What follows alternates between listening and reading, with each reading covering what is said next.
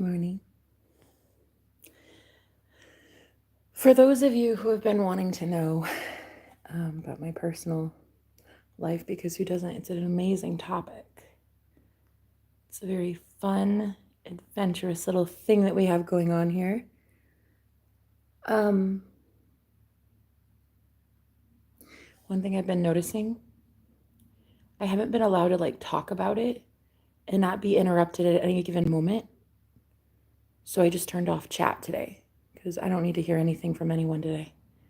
The only person I need to hear from is myself.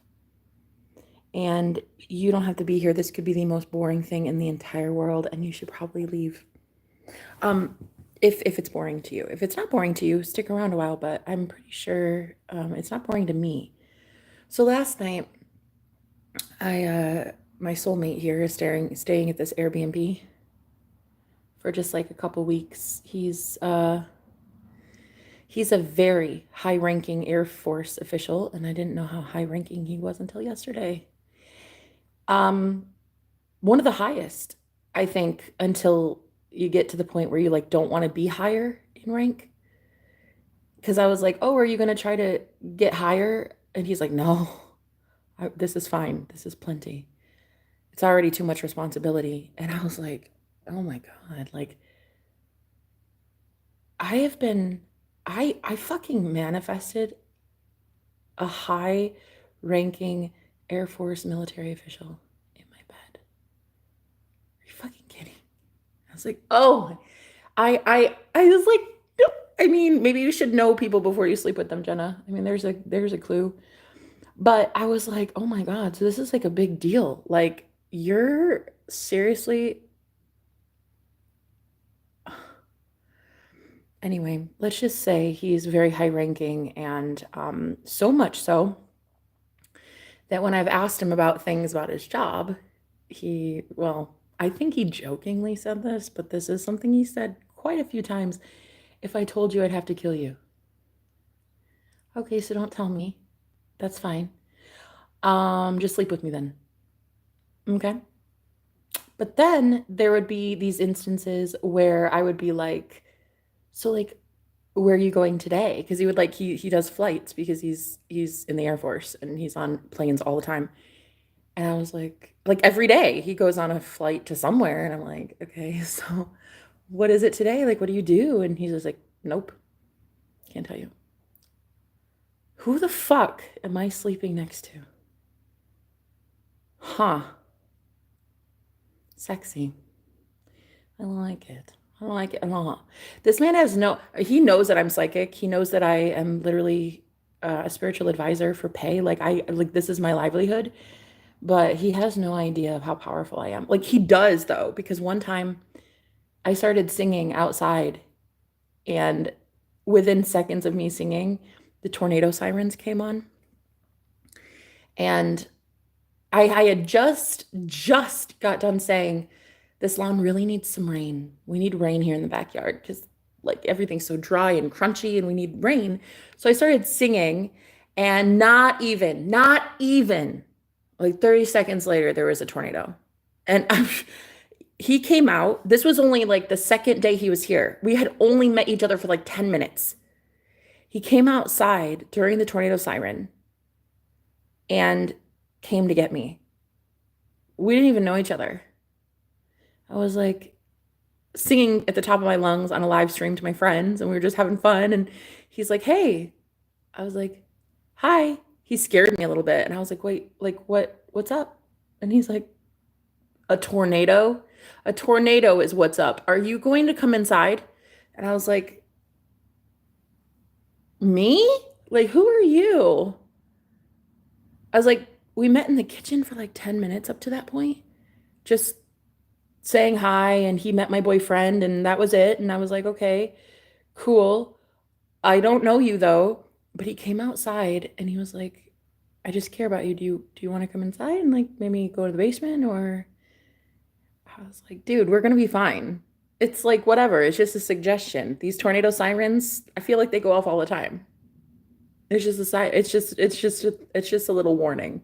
It's just a little like heads up. And he's like, no, no, no, no, that's not how that works. And I was like, okay. So I got up and we walked to the driveway and we went down to the bottom of the driveway and we looked at the storm cloud to the west of us to see if there was going to be another tornado. And the tornado siren went off. And when it did, my neighbor, who's my friend, he's pretty cool. He's like, I think he's former military. So he's like, no fucking joke, that man. He comes out with his dogs, his two dogs that were like pulling on him, yanking him because they're huge ass wolf looking huskies, big, big dogs. And he goes, he like lets the dogs come up to us a little bit. And he's like, by the way, these are my friendly ones. And he was like, he was putting that guy in his place. That's when I realized, like, oh my God, I'm going to let a whole bunch of sexy men fight over my ass. I love it. So, yeah, anyway, I've been experiencing what I would say is the world's best problem in that I have like 1, 2, 3, 4, 5, like 6 men in my life, and they're all competing for me. Oh, I love it. I fucking do. You know I do. There's no ring on my finger. I can do whatever the fuck I want to do. Anyway, yeah, so I found out last night that the guy I've been hooking up with, he's actually a high-ranking military official. But like so high-ranking that I'm not allowed to like know anything about anything at his job. And I'm like, are you here to kill me? Like I have actually asked him this. Are you here to kill me?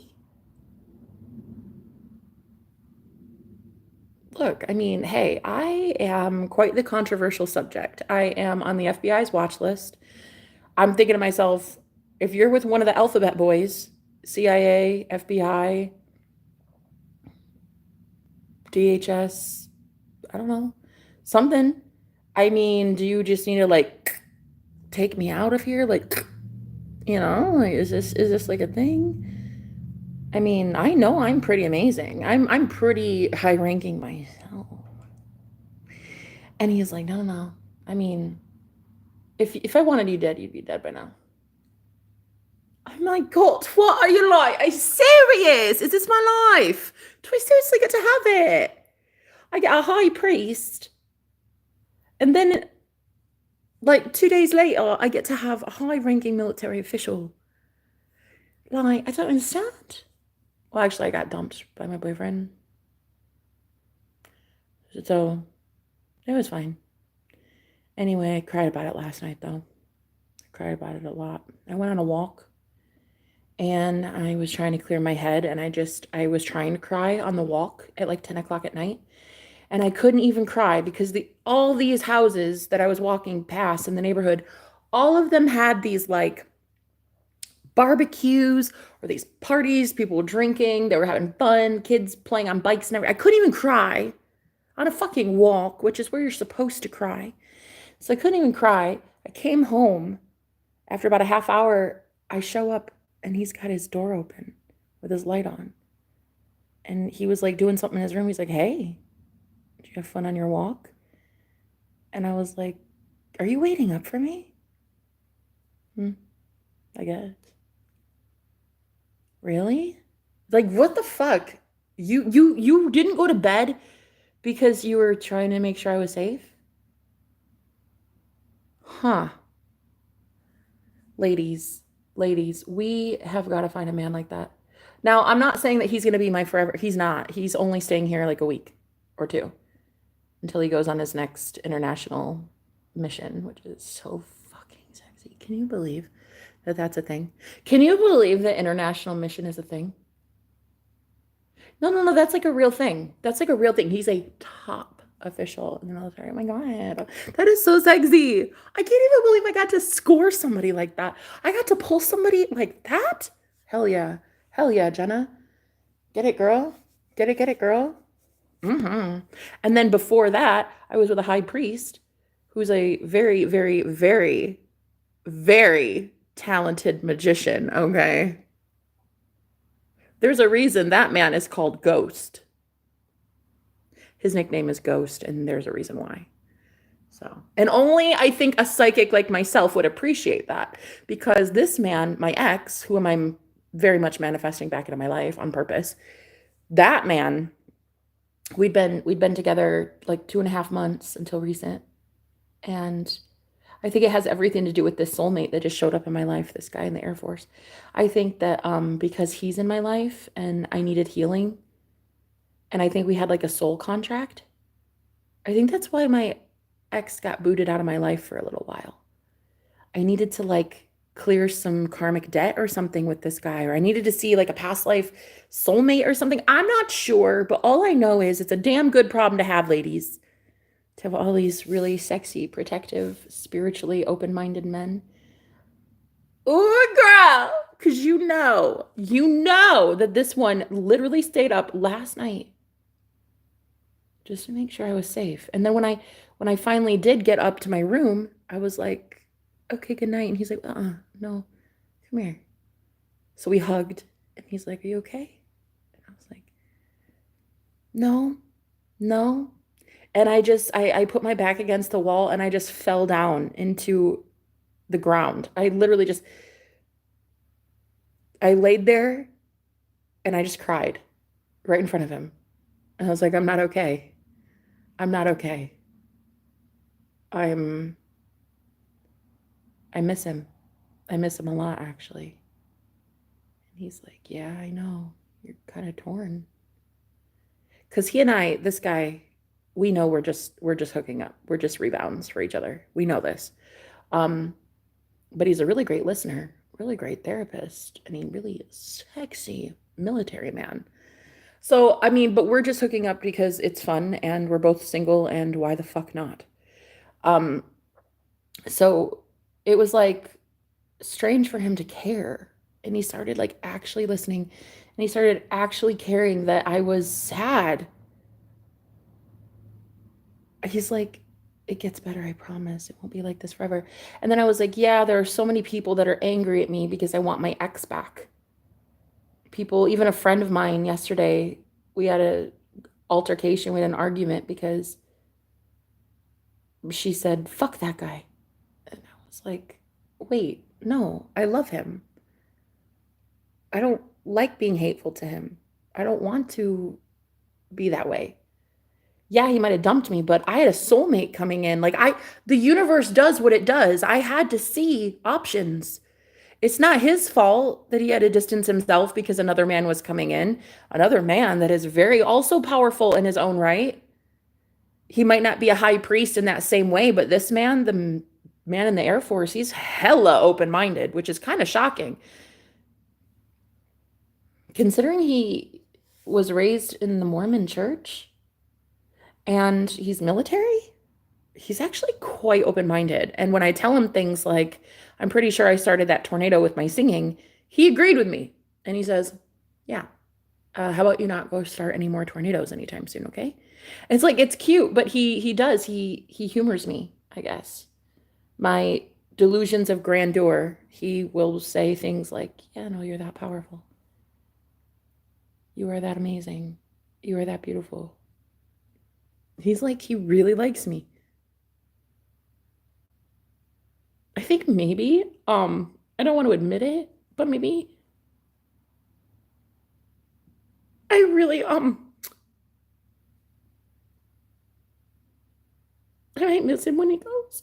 I might miss him when he leaves. I might miss him. And anyway, he's leaving soon, and we agreed last night that no matter how sad it gets and no matter how sappy we get at the end, we're not exchanging phone numbers. We'll never know about each other again. And it will just be like, I guess, like it never happened or something. She's got like a week or so left here. That's if I have enough money to be able to stay. I've been taking so much time off work lately that to hang out with him and to do some really fun activities that financially speaking, my finances have to now be my sugar daddy. So I have to make my finances different in the next couple days in order to stay. But yeah, we decided last night that when he leaves, we're not exchanging phone numbers. So I'll never get to see this guy again. And in a way, I kind of like that. But in a way, I kind of don't too, because like to have somebody change your life in such a radical way and then you never get to see them again or hear. Anyway, we met because the universe needs us to get over our past. I don't need to get over my ex because I love my ex and I want my ex back. And a lot of people say things like, he's your ex for a reason, Jenna. You know, or everybody on the planet says that about exes. Don't go back. Don't go back. But it's like, why? Why not? If the dude was good to you, why not? Just because you're exes doesn't mean he was an asshole. Doesn't mean he abused you. Doesn't mean he abandoned you. Doesn't mean he did anything bad. It could be there could be a million reasons why you're not with that guy, right? And that pisses me off so bad. Is like everybody says stuff like that. Don't go back to your ex. He's your ex for a reason. Girl, I've even been guilty of saying this. And now my tune has changed a lot, especially as a manifestation coach. When I have clients that come to me and they're like so desperate to get their ex back, I'm like, yeah, I get it. I get it. Honestly, it gives me a lot of empathy for the people that I work with because so many of their friends and family are out here saying like, oh, dump that asshole. Leave that loser behind. But it's like, one, he's not a loser. Two, I still love him. Three, who the fuck are you to tell me what I can do with my love life? Exactly. So I just was so surprised last night, though, when he told me what his ranking was in the military.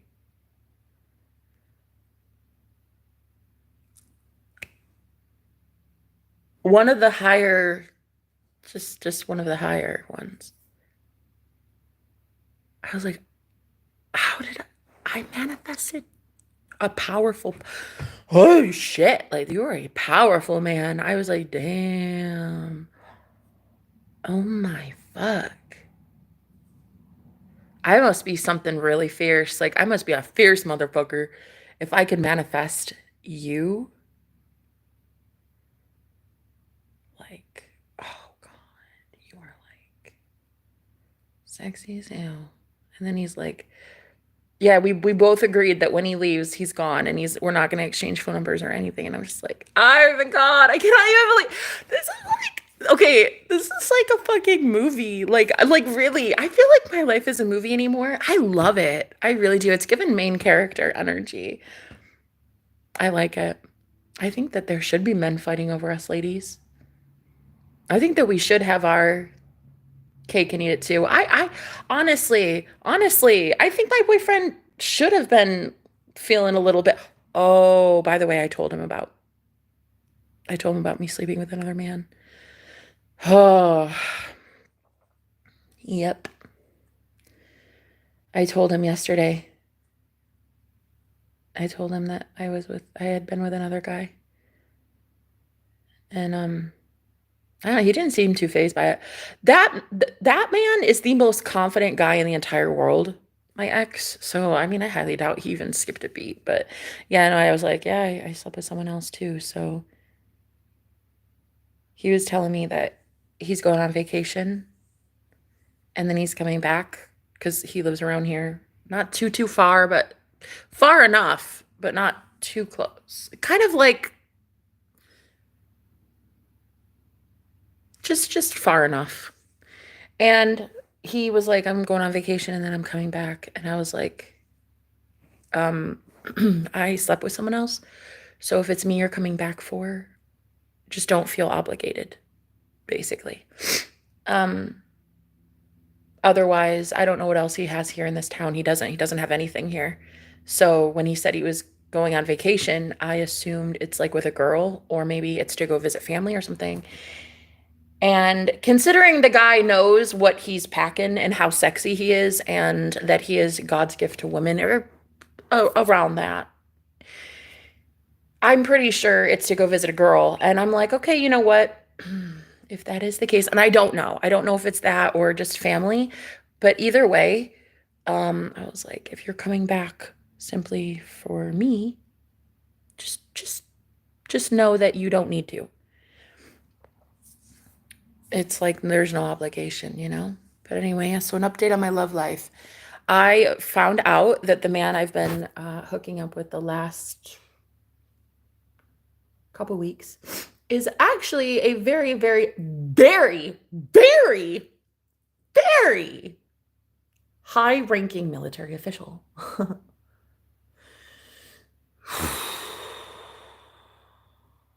And I didn't know it was that high ranking. I just thought he was like, just like, you know, I don't know. I don't know what I thought. I don't know what I thought. But what I thought was just gonna be fun, just gonna be a hookup, just gonna be great. And then it turns out he's like a big deal, and he's like a big boss daddy. So I'm like, okay, ooh, and he's so sweet too. He's like so kind, attentive. Oh my God. He made me dinner last night. He made me dinner. We watched What We Do in the Shadows on FX. It's like our favorite show. And we are just enjoying each other's company. It's so beautiful. It's such a breath of fresh air. He's so attentive and he's like the sweetest kind of guy too. Like he's the type that will let me cuddle. Like he lets me lay in his lap and he'll just like play with my hair. Like he really honestly is such a good guy. He would be like perfect husband material, but right now it's just wrong time, the wrong time. But he's really showing me a lot. And he told me, he's like, there's so much hope I have now, Jenna, ever since meeting you. There's so much hope in my life that I have. I'm going to find love. I know it. And same with me. He's like, he's out here showing me what a real good man looks like. Attentive, come out and rescue me during a tornado. He didn't know there was no tornado. Well, there was one that like touched down, I guess, like the neighborhood next to us or whatever. But there was not one in our direct vicinity, but he didn't know that. He still came outside during a fucking National Weather Service alert. And he said, hey, hey, I care about you. You want to come inside and survive? I was like, I'm good. I'm fine. It'll be all right. I'm a psychic. Do you think that I wouldn't have seen a tornado coming, honey? So I was fine. But he came out just to tell me that he cared, and he was like, you wanna come inside? No, I'm good. But yeah, there is just so much I didn't know about love, and he's showing me. And he gave me his last margarita last night too. I needed it so bad. I just want to get out of my head for like 2 seconds. I couldn't stop crying. I was missing my ex, and I felt horrible even telling him that. But he knows. He's met my ex. They actually met. My ex came over for my birthday, and that's like the same day this guy showed up. And so they met in the kitchen. I rent this Airbnb, and this new Airbnb guest was talking to me in the kitchen, and my boyfriend came in. He was like, hey man, how you doing? And they shook hands. It was really great. It was like, he was like, yeah, thank you so much for your service, man. And they like really hit it off. And then turns out I got dumped like the next day. And after I got dumped, I realized, oh my God, is it because I'm supposed to be with this guy or something? Like, I don't know. I just knew that there was a spiritual connection between this military man and I. The first day he got here, is that a come on. The first day he got here, I was already having telepathy with him. He was already speaking to me telepathically. So I knew that he was a big deal. I just didn't know how big of a deal. Yeah. Anyway, I just wanted to tell you guys a little bit about what's going on with me. I really needed you to know there's hair in my mouth. I just needed you to know that there's no comments on my there's no chat on my video right now because I don't give a fuck. Sorry, but I don't care. Um, I really just don't. I hate being interrupted anymore. Just shut the fuck up and let me talk. Okay. So if nobody wants to hear, they don't have to. You can leave. But this is a me hour. This is me, all about me. This is my free therapy. So here it is. If you want to leave, you can. But there are a lot of people who are hella invested in my love life. I don't know why, but you are. Some of you are like really hoping that I make a good choice for myself. So far, honey, I have an ex-boyfriend who is a high priest. He is literally a magician. He's an occultist, a spiritualist, and a legit priest where people come to him like with confessionals and shit like that. That kind of guy. He's a master manifester like myself, and he mentors people with manifestation. That's my ex. That's why I'm madly in love with that guy. Also, I just manifested a very, very, very high-ranking military official. But I'm not allowed to know anything about him though, because every time I ask him, like, oh, so like, where are you going? Or, oh, so what do you do on the plane? Or, oh, what's next on the mission? He just is like, no, nope. You're gonna have to be okay with that. And I'm like, God, Jesus, is that what it is? Like, is this how it is to date a military guy? Like, you're not allowed to know anything ever. He's like, nope. If I told you, I'd have to kill you. I'm like, is it that serious? Like I talk to aliens, and even I'm not bound by a gag order. I talk to fucking aliens, bruh.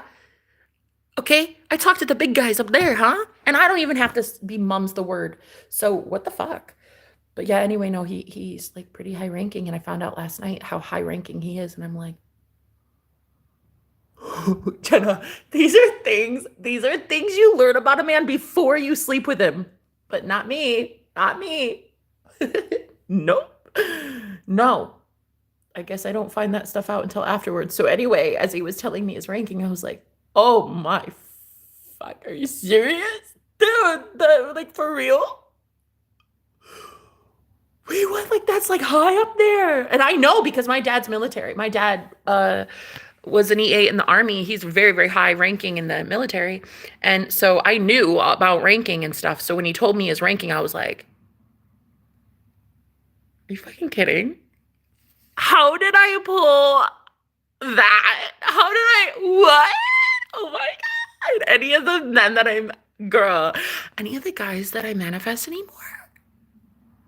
I must be something. Listen, I have to be because who else have I? Well, one time I dated this guy who was like a former like criminal, so much so that he like was on the FBI watch list. And so just by knowing that guy, just literally by dating him, I was on it too. Ugh, which kind of sucks because it kind of stains your record. That guy stained my heart, honestly. That guy stained my fucking soul. That guy is a criminal against humanity. Anyway, no, but he used to be like really, really, like really bad. Like, just basically like you would have one day seen him on like those criminal TV shows. Anyway, no, I was dating a guy who was like that bad, I guess. And anyway, so he had the FBI at one point in his life stalking him and following him. And then by association, I get on the list too. So anyway, go big or go home. That's how I see it. Like go big or go home. And you know, I don't know if I think I did. Did I tell this guy that I'm on the FBI watch list? I don't know. I think that maybe I should. Maybe I shouldn't. I don't know. Maybe I should tell him if I told you I'd have to kill you. Maybe I should return the favor. But you could tell this guy is because like when he tells me that, he says, if I told you I'd have to kill you. Every time he says that, I'm like shaking in my boots because I think that maybe he's killed people before. I mean, he's pretty high up there. So I don't know. But I'm like, I should say it back. Yeah? If I told you I'd have to kill you. I don't even like killing butterflies or flies or worms. So I've never killed anybody in my life ever. So we've got that going for us. I mean, I'm not saying I'm a good person, but I definitely haven't killed anybody before, so. But anyway, yeah, I kind of sometimes I wonder, like, who the fuck am I? Am I a pretty big deal? Because I'm manifesting very powerful men into my life. This one, hey, listen, girl, he will legit get up. Okay, so the other day, we were just talking. I made him some chamomile tea and we were just sipping tea, and I said, he just stopped everything, all the conversation. He was like, what is it you need, Jenna? What can I do for you? And I was like, first of all, please just know that no one has ever asked me that question ever in the history of ever. I have never had anybody ask me, what is it you need? It's the fucking saddest truth ever. It's so sad. It's so pathetic. I'm 36 years old. Nobody's ever asked me that question before. And so he's like, what do you need? And I said, honestly, well, if I'm supposed to start giving a shit about humanity and use my gifts to help the world in some way, what do I need? I need to stop believing that humanity is horrible. What I really need is faith in humanity restored. And so he got up off the sofa. He got up off the sofa and he walked over to me on the other sofa and he just held me. He didn't say a word. He just got up, walked over, and cuddled me. And I was like, yeah, that should do it. That should do it. Faith in humanity restored.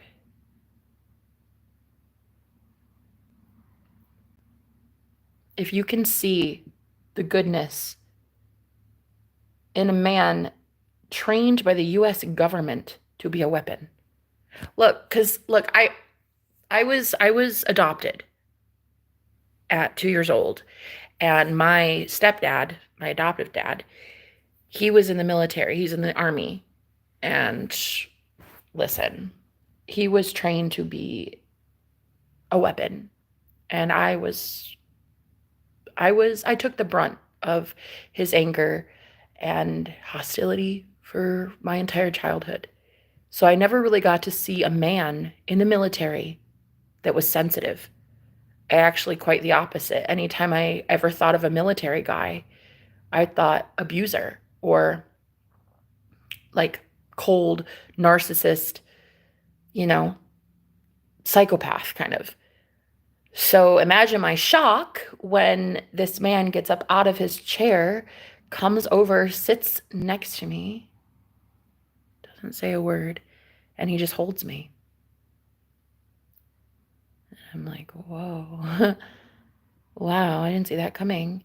And actually, that's why I didn't even know how high ranking he was, because I assumed that he was like really not that high ranking, because I have this theory that the higher you go up in the military, the more crass and mean and rude and violent you become or something. So I just kind of thought, oh, okay, he's just probably like this low-level guy, because he's so sweet and stuff.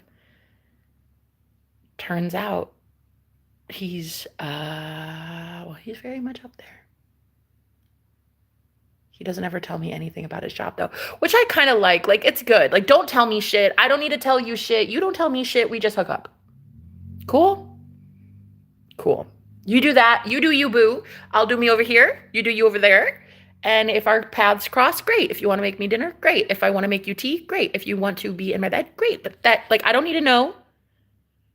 Keep it to your damn self. The US government hires you to be a quiet person. You just be quiet over there, and I'll be quiet over here. And as long as you don't kill me, I'll be all right. But no, really, because I'm a psychic, I one time had this dream. It was very, very real to me. I had 2 dreams of Kamala Harris. The first one was her propositioning me to work for the government with my psychic abilities, my psychic gifts. And it was actually one of the most horrible dreams I've ever had in my entire life. It was basically the elite telling me I'm going to work for it. I'm going to work for the government. And I was like, fuck you and fuck the horse you didn't ride in on. I'm not working for jack shit that I don't want to work for. I don't work for you. I work for my damn self. And that dream really, really triggered me a lot and made me realize that I am actually very good with my gifts and I'm actually very powerful. And so for me, it was really strange that I could manifest another powerful man in my life, and this dude's in the military. And so anyway, I was like, you know, I'm pretty powerful myself, you know. Don't kill me. Is that why you're here?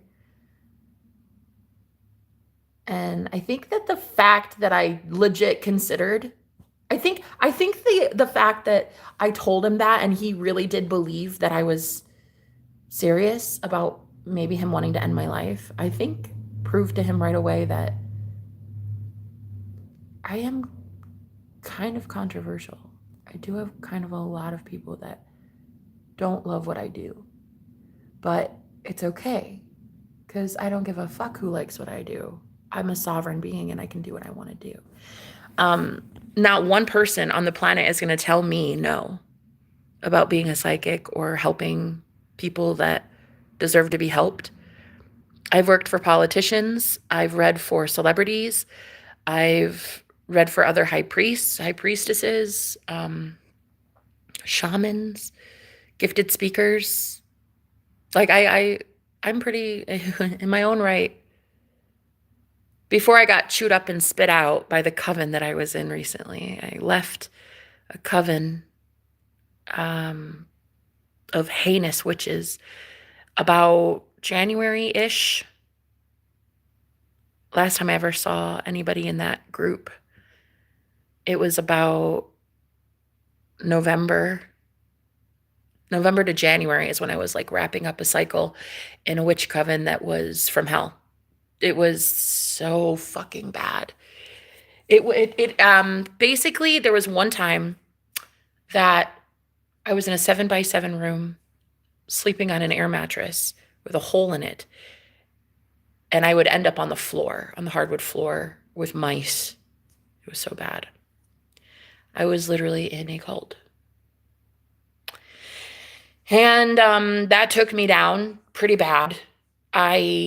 Even at one time, I remember one time I was kind of just like swaying back and forth. I was so depressed in this room and it was pitch black. And I just remember I could psychically see my dead body next to, like I was standing up and I could see it on my bed. It was like I was seeing a timeline.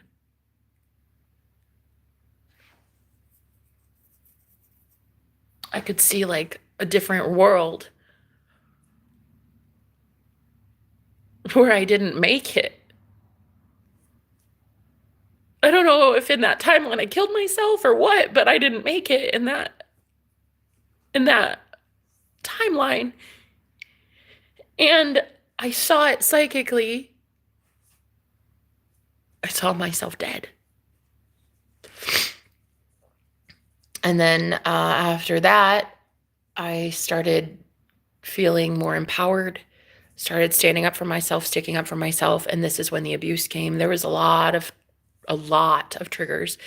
There were 3 witches and a warlock. And that's actually going to be the name of my book, 3 Witches and a Warlock, because it really is a cult. And I didn't know it. Had no idea when I got there what I was being involved in, but I was trafficked in September of last year. And so anyway, my story is pretty crazy. A lot of high priestesses go through what I go through. It's very sad. It's very sad. You get summoned as a sacrificial lamb in a situation like that.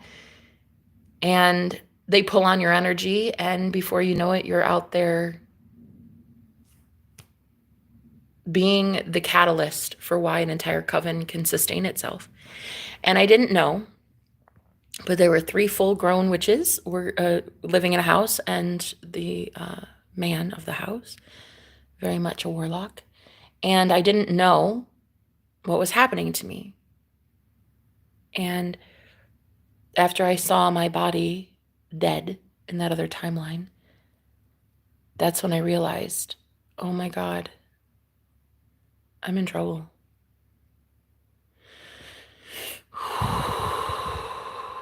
It's difficult to talk about.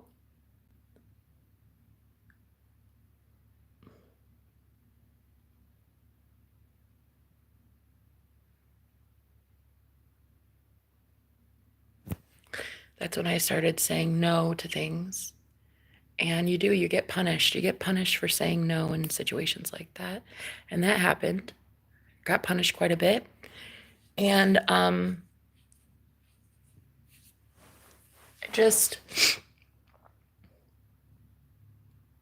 I've been, by the grace and mercy of God, I've been able to sustain myself without going back into a situation like that.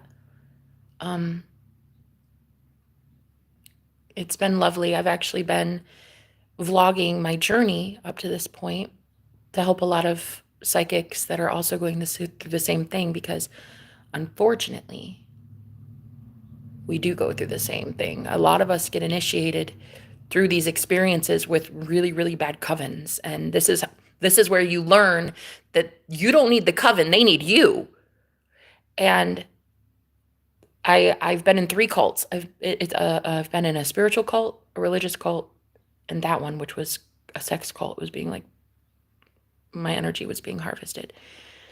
And I realize now what it was. But only now, looking back at it, do I see what it was. At the time, I didn't. At the time, I was so involved in it. I didn't know what it was. And I guess I have vlogged my journey. I've shared to a small little collective of people. I mean, it's just me on the teeny tiny corner of the internet. It's like I don't have a big platform or anything, but I have been sharing my testimony with people who have been going through it as well. And through the grace and mercy of God, I've been able to sustain myself and pay my bills so that I can never have to go back to a situation like that. And in exchange for that grace that God has provided me, and the sustenance and the provisions that the good Lord has provided me, I share my story. That's what I do. Most would say it's quite embarrassing, the things that I talk about, but I have no shame. I really don't. I don't have a filter, and I have no zero shame. People actually, I think, wonder why I don't have any shame. It's because why would I? Why would I? I was manipulated. I was tricked. I was deceived. And that is how it is. A lot of us high priestesses, we exist in the 5D so much that in the physical waking world of the 3D lower plane of existence, most of us don't even understand stranger danger. We don't even understand things like energy harvesting, sex magic, spell work, things like that are kind of sometimes a little too tough for us. Even working a 9 to 5 is a little hard for highly intuitive, spiritual, psychic women. So I left, and God promised me that he would take care of me.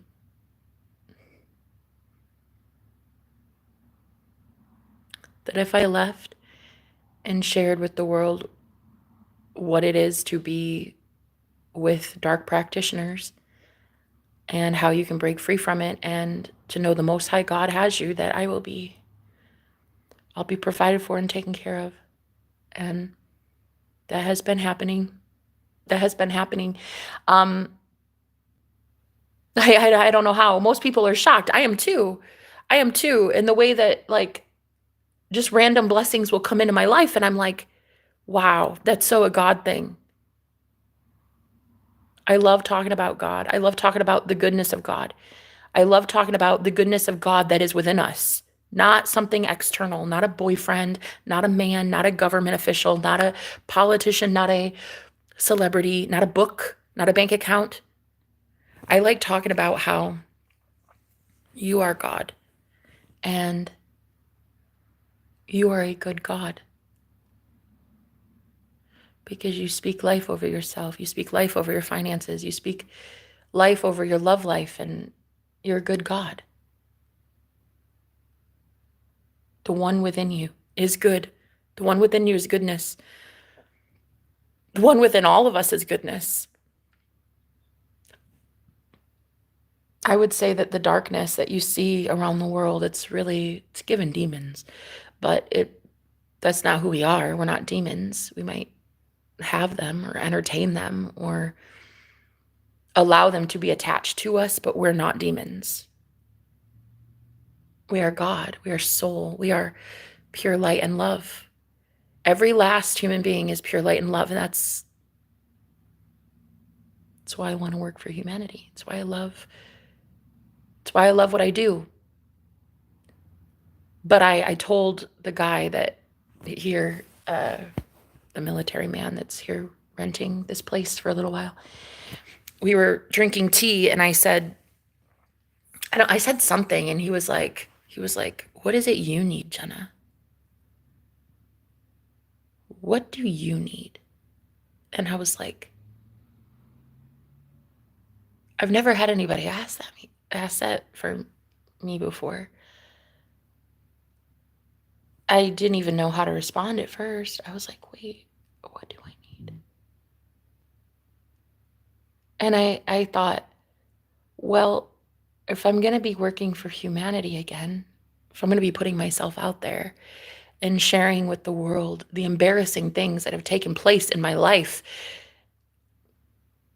if I'm going to be persecuted every day, scrutinized, judged, harassed, stalked, observed for being as different as I am, then I want to see the goodness in humanity. I want to see why I would do this. I want to see why I would subject myself to being scrutinized by people who don't have any idea about spirituality or what I've been through or what is really coming for humanity. I would really like to see my faith in humanity restored. If I'm going to work for humanity, I want to see why I should. And I couldn't believe it, but he got up out of his seat silently. Right then, he got up out of his chair and he walked over and he just held me on the couch. A dude I don't even know. I don't even know this guy. And I'll never know him again because we made a pact last night to not even exchange phone numbers. When he leaves, he leaves. And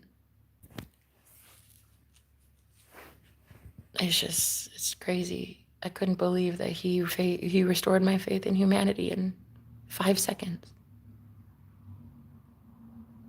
And I had my head up against his chest. I had my ear to his chest, and I could hear his heartbeat.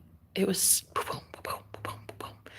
Like you could tell that was a risk, and he did something fearless. He was brave, and because up to that point, we hadn't even admitted that we liked each other. We were just drinking tea, and we would just like laugh and be friends and acquaintances around here and stuff. But there was nothing like that going on.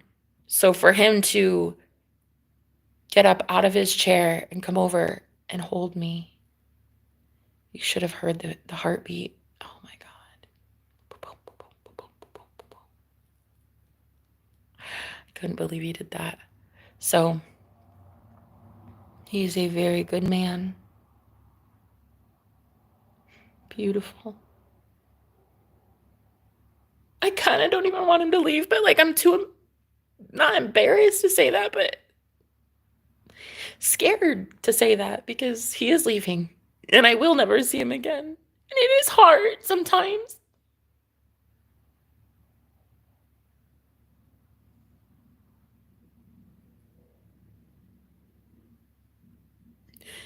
When you love and you know you have to let go, like it's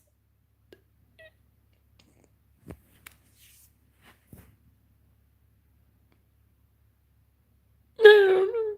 He is good. He's a good guy. I didn't know how high up he was ranking. He's a very high up military official, and I'm just like, dude, who am I? Like, I thought it was pretty incredible that I manifest the clients I do. Like, I've got really high ranking clients. Like, I mean, I am actually really, really stunned when some of these people tell me like what they do. Or I mean, obviously I'm never gonna tell anybody any of that, but sometimes I'm just like, who the fuck am I? What is happening? Like, my whole life, I just thought I was this powerless little just nothing. And then one of my gifts came in recently, my singing voice. Holy shit. Holy shit, if I am not convinced that I started a motherfucking tornado when I started singing outside. Holy shit, if I do not think that I am that fucking powerful. Holy shit, if I do not think that when I speak, the universe listens to me. I'm telling you right the fuck now. There was somebody on my live stream who was like, "Whoa, I can't believe I'm witnessing this." She agreed with me that I was stirring up some shit in the ethers. Tornado happened within a minute of me singing. It was weird. It was weird. And my whole life, I let people convince me I was just so unimportant. My whole life. Do you know how many people pushed me into a corner, told me I was a waste of space? And then here this guy comes in, gives me undivided attention. I just can't even believe he has that much attention to give. Like, he's high up. He's got friends and family and everybody. And I just think to myself, why are you spending this much undivided attention on me? Like, what is this? Who are you? What am I? What is about to happen to humanity? Because I'll tell you, the fact that I met my twin flame, this man that I've been sleeping with is not my twin flame. Not at all. My twin flame is my ex, and I know that to be true. And I had no idea that he was so powerful. And I think that the reason this soulmate showed up in my life is because his soulmate is very powerful too. And I think he's been able to disrupt my twin flame connection in a way that needed to be disrupted. He really needed to start showing my twin flame what a real man looks like, how to step up, and to really appreciate who the fuck I am and what the fuck I can do. And I'll tell you, I'm grateful for it. I'm grateful that I got to see this man and love him. And he loves me. And I know it. And I'm going to miss him. So I don't want to tell anybody that. I don't want to tell him that. Because we agreed last night to not even exchange phone numbers. And he'll just leave and then it'll be it forever.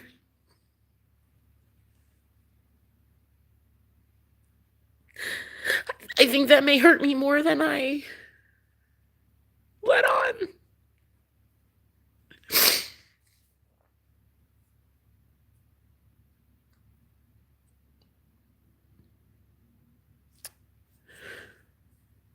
Because I think he actually really does care about me, and I really, really care about him. So anyway, my twin flame, though,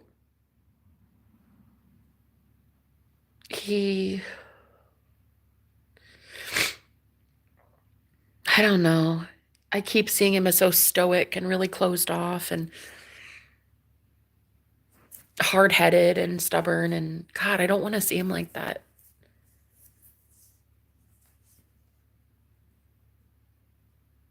I want to see him as ready to change and heal and grow and lead. I want to see him empathic and sweet not this hard ass that just a playboy Casanova, just this guy out here just knows who he is, can get any girl he wants. Like, God, good fucking riddance. I don't care. I don't care. Maybe a little, but not a lot. I don't care a lot. Just care about this much. Whatever. I don't give a shit. She's not me, and I know that. But man, at rock bottom, like after this coven situation that went on from September to about January-ish, that was a cult. I was in a cult. I was trafficked. Even convinced by the person that came to get me that my car, because I had a car, I was even convinced to sell it to his brother for pennies. Like, I didn't realize how much of it was free will, but it didn't feel like free will at all. I didn't feel like I had free will. And that's, I think, what spells are. I think that that's what magic is. I think that that's what I'm here to teach, is like sovereignty, that you have free will, that we as gods, we descended into a lower plane of existence. And in this lower vibrational frequency, we feel like it's something being taken from us, but really it's us giving our power away. It's us giving power to a coven or a cult or a politician or a bank account or a book or whatever, And in this instance, I gave my power away to a group of people that had so much hatred in their heart towards me. It was bad. It was very bad. And I vowed to tell my story. And in exchange, God would protect me and provide for me. And it always happens because I'm a prophet. I've been a prophetess for 14 years. I had my out-of-body experience 14 years ago. I met a being of light while I was out of my body, sober. I did it 100% sober. I wasn't on anything. I was just meditating and boom, popped out of my body. And I didn't even know that was possible. I didn't even know you could do that. Actually, I thought that only happens to like old people when they're on their deathbed. I thought that out-of-body experiences were something that only happened to like dying people or something. But anyway, yeah, no, I had an out-of-body experience 14 years ago. And I met a being of beautiful white light. It was pure unconditional love. It was the best 30 seconds of my entire life. And it ruined my entire life.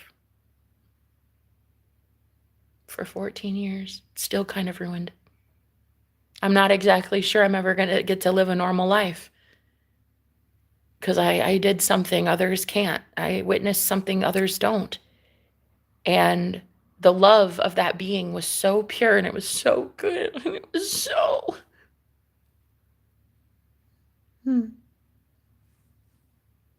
It was so perfect that I felt compelled to tell everybody about it. When I'd ever meet somebody who was interested, or people were wondering, what makes you so different? Like, why do you talk like this? And I was pretty spiritually open-minded after that.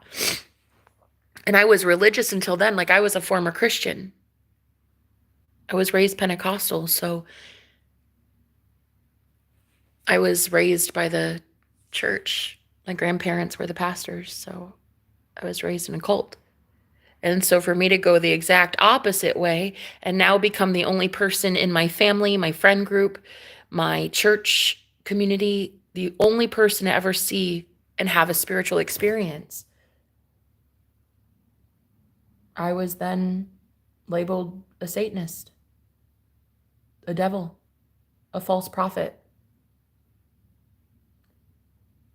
I was called a witch. I was called a Jezebel spirit. I was told I was leading people to hell. The worst thing, and it was such a slap in the face to whatever beautiful entity I saw. This pissed me off so bad. It hurt me so bad when I would meet spiritual people who were religious than they were just more religious than spiritual. And they would say things like, when I would tell them about my experience,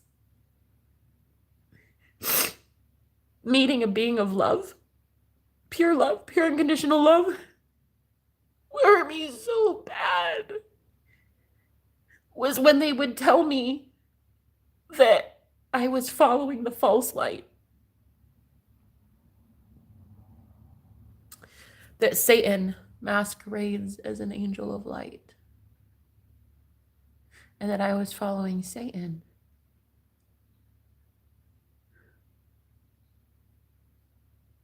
And that I was leading people to hell.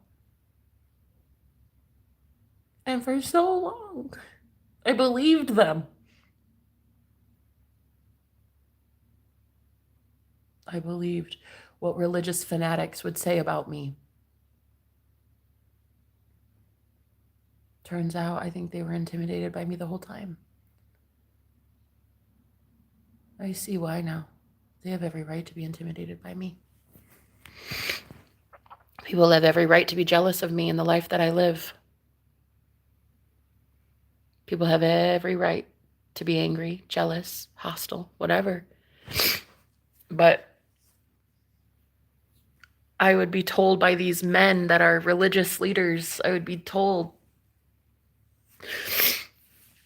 mainly by Christians, that I was leading people to hell. That I was following Satan, an angel of light that looked like the real thing, but it wasn't the real thing. And so I kind of went into hiding. I became a hermit, a recluse. I basically I was a shut-in, and I was okay with that. I just wanted to die. Like there was no need for me to tell anybody about anything. Every time I'd ever tell somebody something, the first thing they would say is, "You're a demon." And shut the fuck up, Jenna. Nobody wants to listen to you because you're a demon. And you're leading people to hell. And I didn't realize what was happening. I didn't realize at the time that I'm not leading people to hell, man. We're already the fuck in hell. We're already in hell. How can you not see that? How can you not see that hell exists? It's a frequency, and it's the same. If there's abuse on the planet, that's hell. If children can't have clean drinking water, that's hell. If moms can't put diapers on their babies, that's hell. If people can't afford bills, that's hell. If people can't go to a grocery store and put money on their card to pay for groceries, that's hell. How do you not see? We're already in hell. And these fucking powerful men who would just sit there with a pulpit and a book in their hand would condemn me to hell for leading people to hell. And I'm thinking to myself, bro, they're already in hell. Your congregation is already in hell. Your followers are already in hell. How do I know? How do I know? Because you're not out here spiritually feeding them. You're demanding more and more and more of these people. Here, put money in my collection plate. Please, please, keep the lights on. For what, though? For what? For you to promote some dead guy from 2,000 years ago who can't do shit for anybody? Because that's a mummified man that nobody's met. You're sitting here telling us to worship a dead guy. You're telling us to worship man. And you think humanity wants to put money in your collection plate to keep your lights on so you can keep preaching to your church how we're all powerless? And how we should be ashamed of ourselves for doing things that we want to do as human beings, like have sex, drink a beer, eat a burger. I don't know, do anything normal. Like it just I couldn't. So what happened is I would go up against these powerful men just by myself in these groups, especially like the Holy Spirit would keep leading me to these groups to talk to people. These churches or online churches, These little like covens before they could turn into covens, cults before they could turn into real cults. And the Holy Spirit would lead me to these groups. And I would be in there opposing what these Pharisees and these Sadducees, these spiritual leaders, what they would tell their congregation. And I'd be like, wait. Who died and made you God? And I would challenge these men, and they did not like to be challenged. I don't give a shit what they like. And right in front of everybody, I would be like, hey, listen, why don't you instead manifest something better for yourself and not really listen to what he has to say? Because who cares what he has to say? What about what God has to say? And yeah, I just got so much psychic hate. There was this one group that I was in, and one Christian ran the entire group. It's like maybe 30, 35 people. It wasn't really that big of a cult, but it was a much of a cult as you can get, I would say. And post 2019, I feel like everybody went from having a brick and mortar church on every street corner in America, churches everywhere, to just being online now. Everything is online now. So including cults, including covens. So these groups just kind of made their way to like a Discord platform, or a different group would form on a different app or whatever. And this one that I was part of, I wasn't part of it. Trust me on that. I was just basically highlighting for people like, y'all are in a cult. You see that? So this one guy, he was a Christian, and he had like 8 moderators, and these men were just, oh my God, they hated my guts. On this platform that I could participate in, which I got muted so many times. Oh my God, girl, I got booted out of that group so many times, booted, muted, just to get to come back because I felt this overwhelming urge to protect the people in there. Spiritually and psychically, I just felt this overwhelming need to make sure that people knew an opposing viewpoint. So they would let me back in after booting me and humiliating me in front of everybody. They'd call me a whole bunch of names, and they'd be like, shut the fuck up, Jenna. Nobody wants to listen to you. And then they'd boot me and mute me just to show how powerful they were. And then I'd have to come back groveling and be like, okay, hi. Man, they hated me. They hated me, that group. They even had this, it was an app, and there was this function that you could like vote. You could give like a thumbs up or a thumbs down as somebody was talking. It's actually a really cool app. It's kind of like Discord, but it's a little bit more simple in that it's not like freaking ridiculous to comprehend. Discord is so tough. I don't understand Discord at all. But basically you could vote yes or no if somebody's talking and you agree with their point or something. And they all voted. This one guy, he was a moderator. He hated my guts so bad. He voted. He said, let's all take a vote. Should Jenna be drowned as a witch, or should she be burned as a witch? Give it a thumbs up if it's drowning, and then give a thumbs down if it's burning. 6 people voted.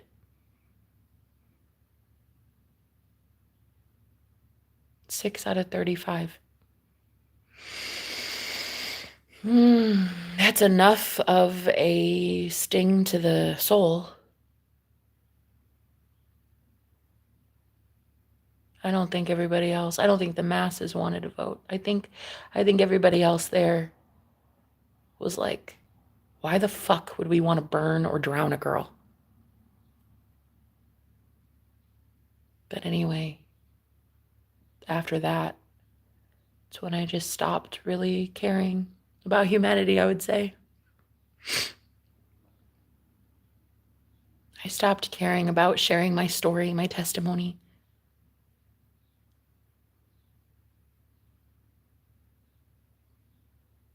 I had had some of the most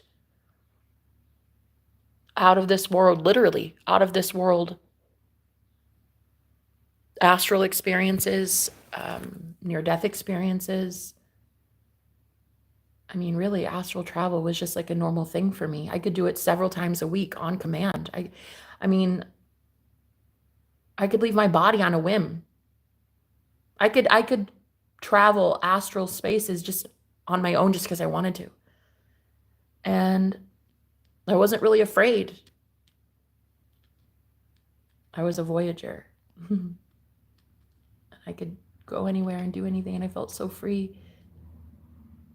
And it's like they clipped my wings.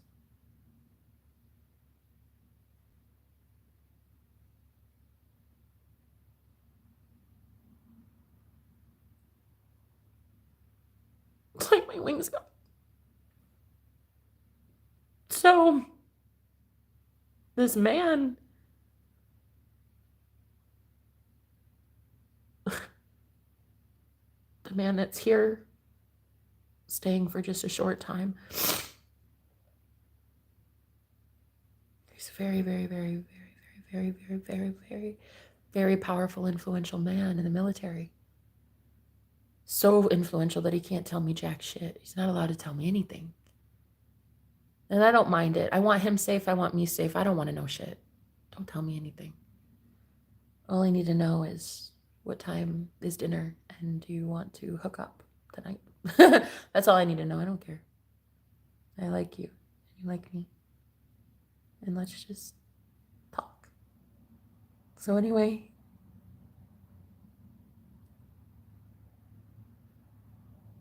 he's in my life right now as he escaped a cult as well, this man. And he's triggering me quite a bit. He's triggering me because he's making me see how strong I am and powerful, and I don't want to be that way anymore.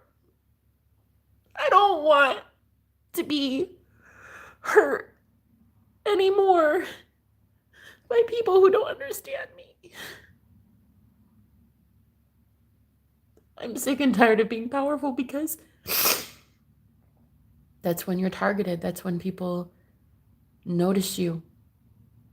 Don't shine too bright, or a lot of hateful people with a lot of power will come at you with pitchforks, and I don't really want to be burned at the stake anymore. But he's making me real. He's like unlocking things or something. And he's making me look at what I used to be, who I used to be.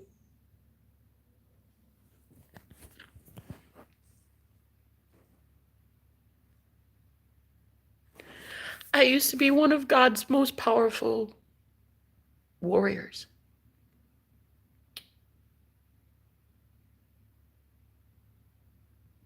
Until this world just chewed me up and spit me out.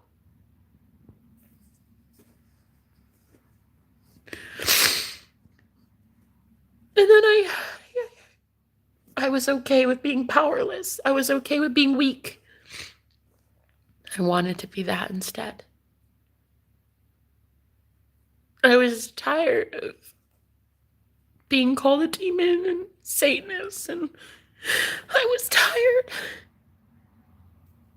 of people telling all my loved ones how evil I am and then believing it. Every time I would get out of something like a cult, a coven, there would be people that are just like using me as an example. They would hurt me the most just so that nobody else wanted to leave. And I think that this guy in my life right now, he's only here for a short time, but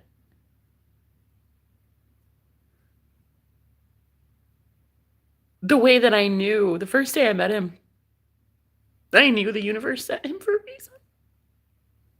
I knew it. I knew it. I could feel, and I didn't know how I knew, but I knew. I knew. I knew. I knew we were speaking telepathically to each other the first night he was here.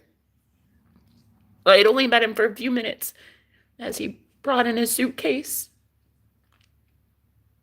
But he was rooming next to me. And I knew. I knew we were speaking telepathically. One of the things he told me the first night was that he was here because the universe sent him, because I needed help.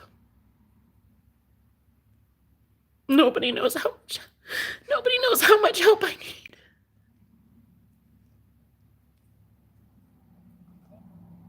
I used to be one of the most powerful.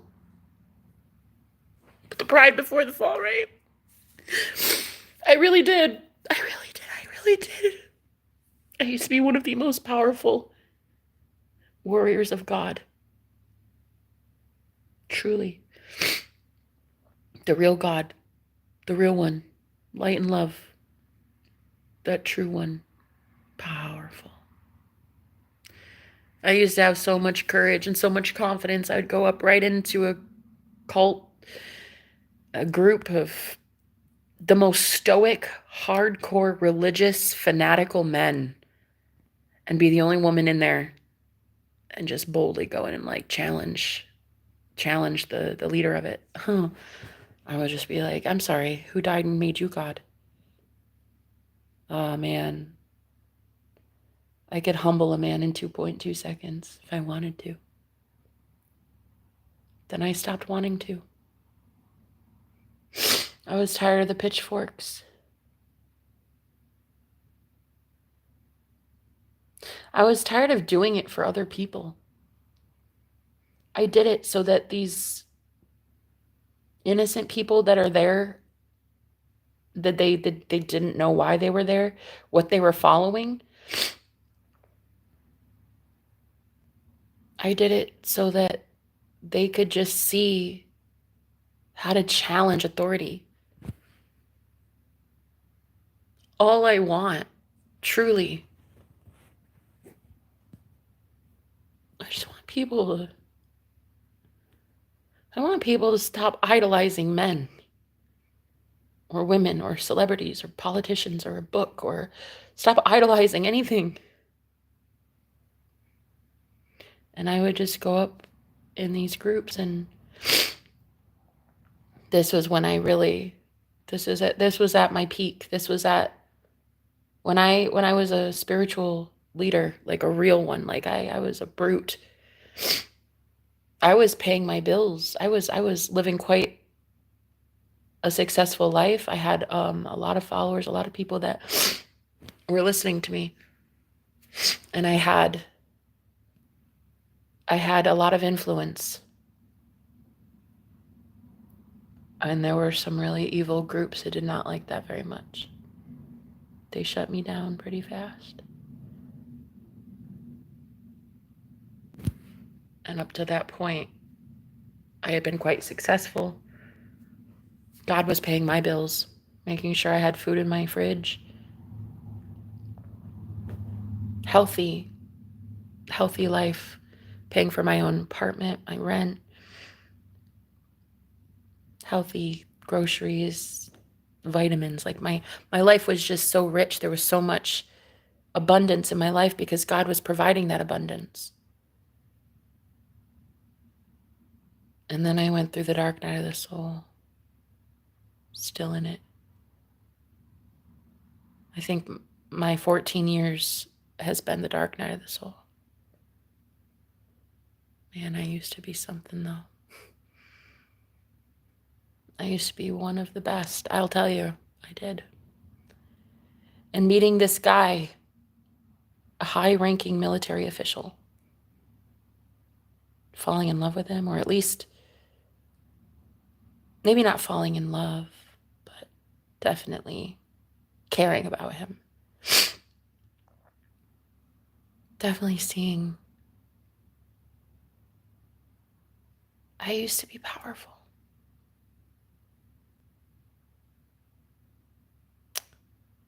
I used to really be something. I used to be important. I used to be looked up to. I used to be pretty high caliber in the spiritual community.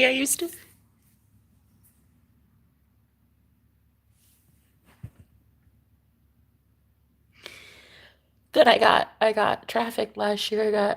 Because I just didn't care anymore. I became just so, I gave up because I didn't see goodness in anybody or humanity anymore. So I gave up. And while I was at my weakest, I was able to be, I was able to be targeted because I wasn't very powerful anymore and I didn't care to be.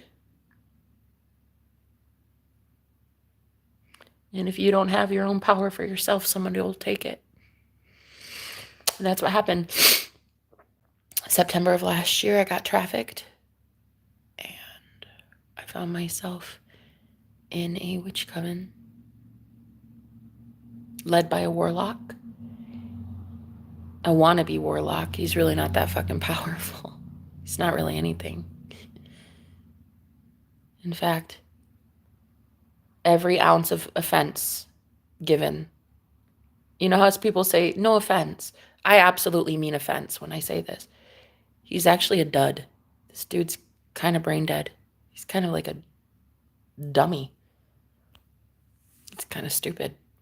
You ever just meet one of those people that are just led by stupidity, do like the dumbest shit, and you're like, wow. Wow, you're dumb. Like dumb. Not stupid, dumb. Like dumb mistakes. And I started to see where his faults lied. I started to see what makes him weak. I started to see the intricacies of that coven, the cult that I had found myself in. I started to be able to psychically fight back. One girl against 3 witches who lived in the same house with a warlock in a 7x7 room with an air mattress. No money, no car, no job, no family, no friends. Nothing but myself. I clawed my way out of it. No police.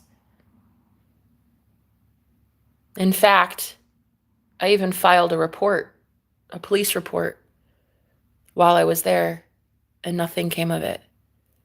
So there wasn't even help from officials that should have helped. I never realized until right now.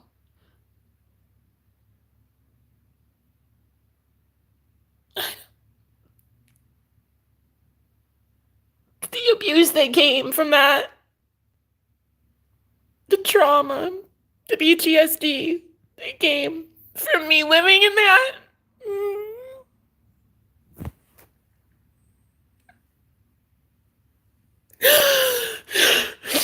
That's why I have this man in my life right now.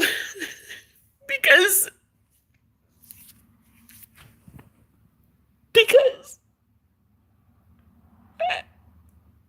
I need healing and I need help. And he's a powerful man. And he's in my life because I'm once again supposed to be something. I'm supposed to be someone again. But that group,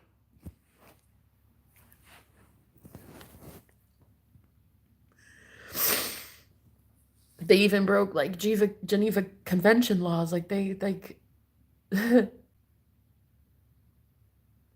literally, I was tortured. Mm. Mm. There were humiliation rituals performed on me.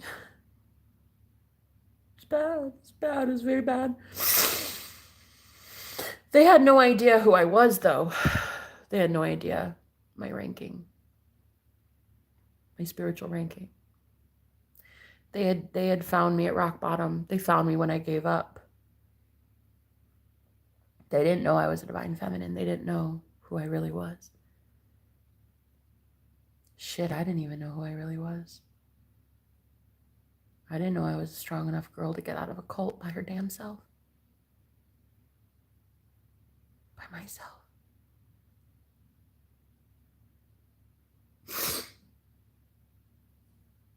Most people look at my life. I'm 36 and they see no car, no job, no house, no man, no ring on my finger, no pets, no life really.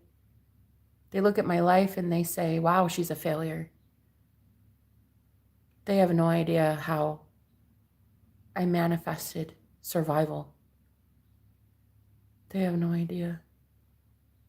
People don't really know that the reason my life looks the way it does is because I've not been out here manifesting what normal people have been manifesting. A house, a career, the kids, soccer practice.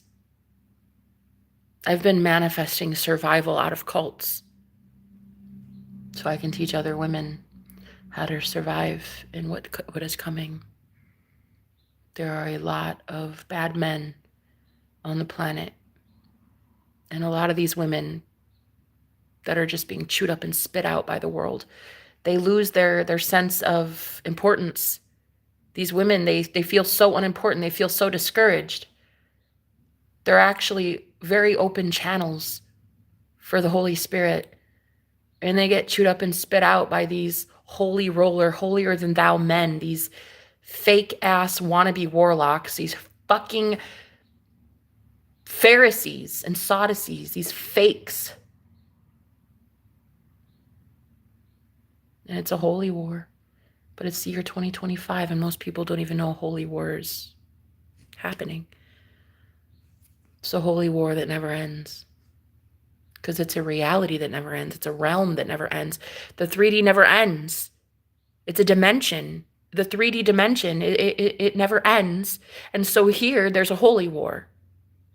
At a higher frequency, at a higher vibration, a higher dimension, there is no war. But down here, there is. And these women, there's so many that have come to me for help over the years. And until I met this guy recently, I didn't want to help these women anymore. Because I don't want to keep getting beat up. I'm tired of the hate. I'm tired of the trolls. I'm tired of the gossip. I'm tired of the channels being started about me. I'm tired of gossip columns, and I'm tired of blogs, and I'm tired of bloggers that are hating on me on the internet. I'm tired of it. I'm tired of it. I'm tired of being subjected to so much fucking hate.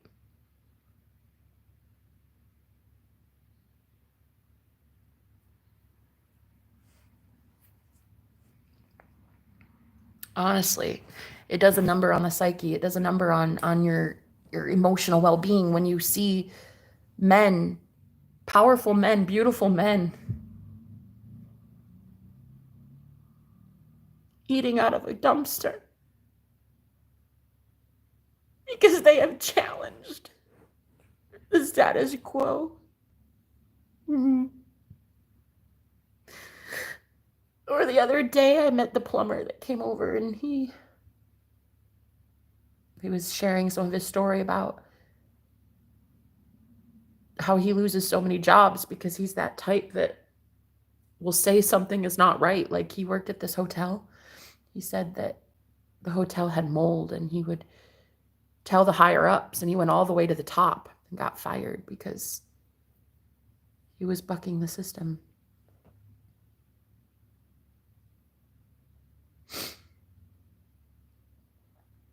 I get so tired of seeing good people suffer that I just didn't want to see good people anymore.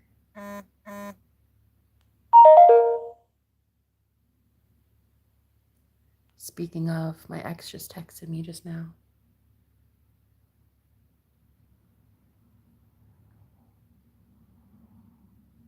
Maybe that's it. Maybe I wanted to see him as a villain. Maybe I wanted to see him as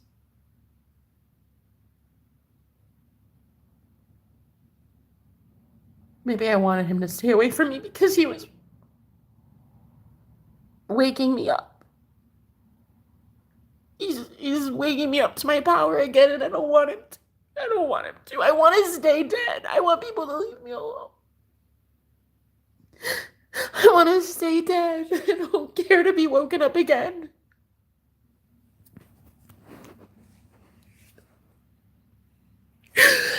Nobody knows the torture. No one knows. No one can possibly know the torture that I have felt for 14 years.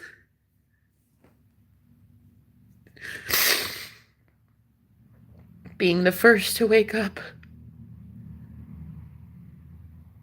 Being the first to see through the veil. Being the first psychic in my family. Being the first independent woman in my family. Being the first one in my family to actually do divorce. Go through with it. Live on her own. Be homeless, live in a car, be in cults. Lead women, lead powerful women. I'm scared. And so my ex, he's my twin flame, and he scared me. For the last 2.5 months, we've been seeing each other, and he's a high priest, and he scares me. I know who he is to me.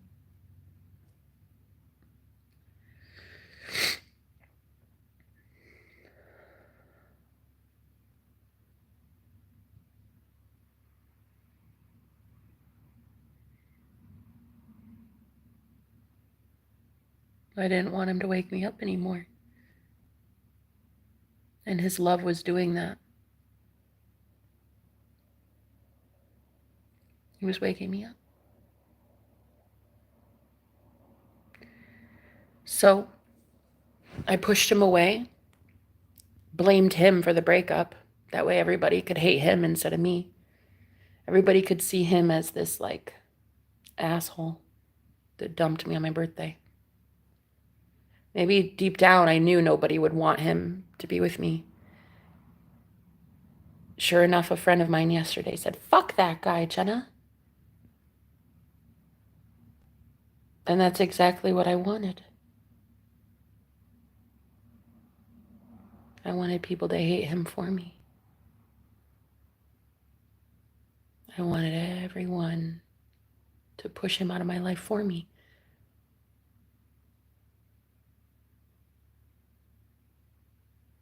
Because here he was, being so powerful, in that he was waking me up out of a dead sleep and showing me once again who I am. And I'm like, no, I don't want to be that. I don't want to be her.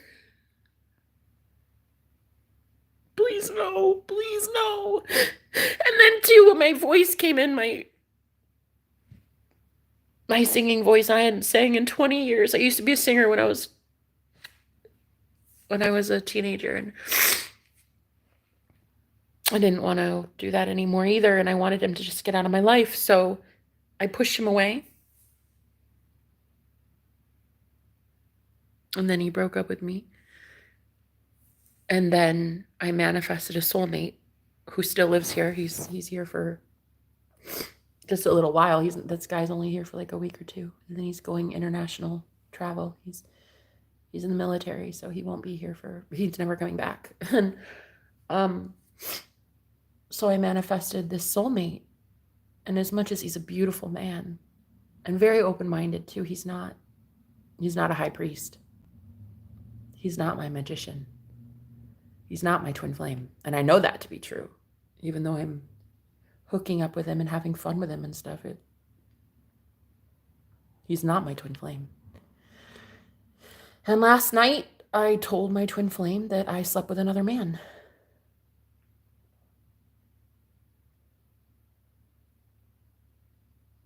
I think deep down, maybe the truth is that I wanted to hurt my twin flame in a way, get him away from me. Get him away from me. Get him to stop loving me. Because I am so tired of waking up to who I am. I don't want to be awakened to the fact that I'm a god. Truly. I'm an angel. I am an angel. I'm an earth angel. I'm an angel in the flesh, and I know that to be true. I don't want to wake up to that anymore. I'd rather have people call me a demon instead, and I don't know why. It's so sad. Why? Why would I rather have people hate on me instead? And maybe my twin flame just can't understand why the fuck I would be a martyr. Why I would allow people to abuse me instead of liberating myself and being powerful. And the dude had no choice but to break it off with me. And you know what? Honestly, good on him. Good on you, man. Good on you for breaking up with me.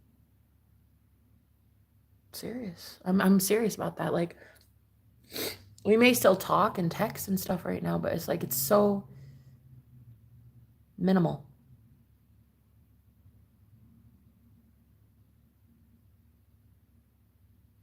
I won't allow him to love me.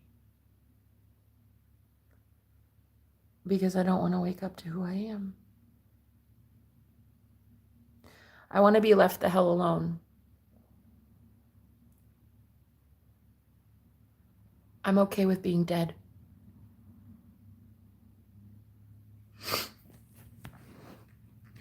I'm all right with being a dead corpse anymore, just a girl walking through this world like a zombie. I'm okay. I don't want to cause a stir. I don't want to be me anymore. I'd rather be called a devil, diabolical. I'd rather have everyone I've ever loved look at me like I'm Satan's spawn than to really prove the opposite.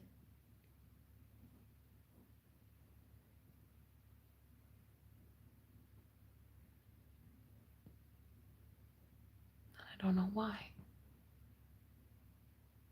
Do I hate myself?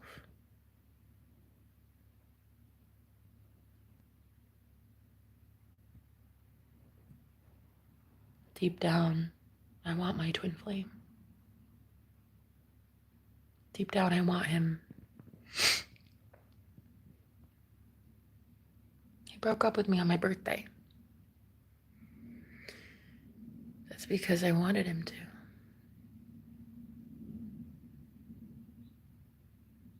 I was trafficked in September. That's because I wanted to be. I was abused in a witch coven for the next 5 or 6 months. It's because I wanted to be.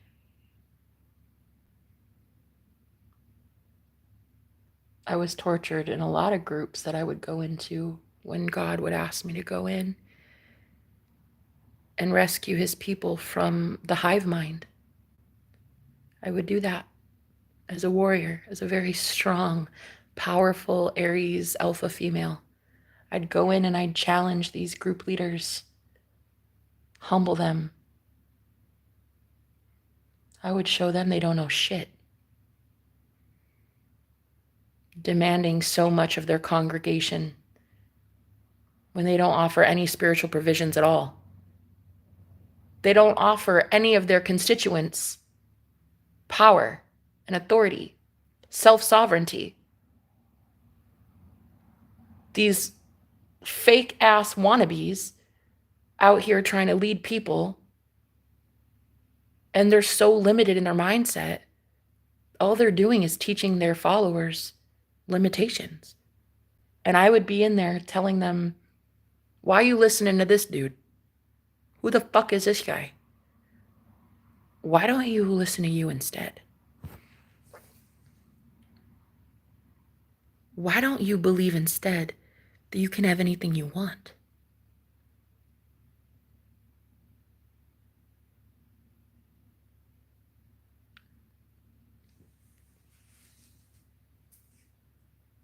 Only a few people would ever hear me, though, in those groups. Like, there was this one guy. He had some sort of, like, I think he had Down syndrome or something. He was a little affected by something in the head. And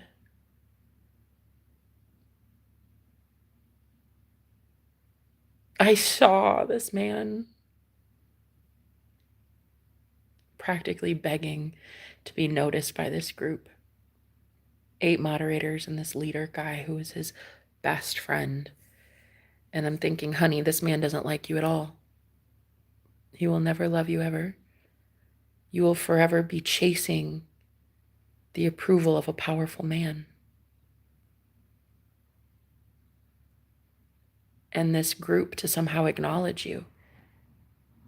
But he, that man, even though he had some sort of mental illness, by far the strongest man in that entire group.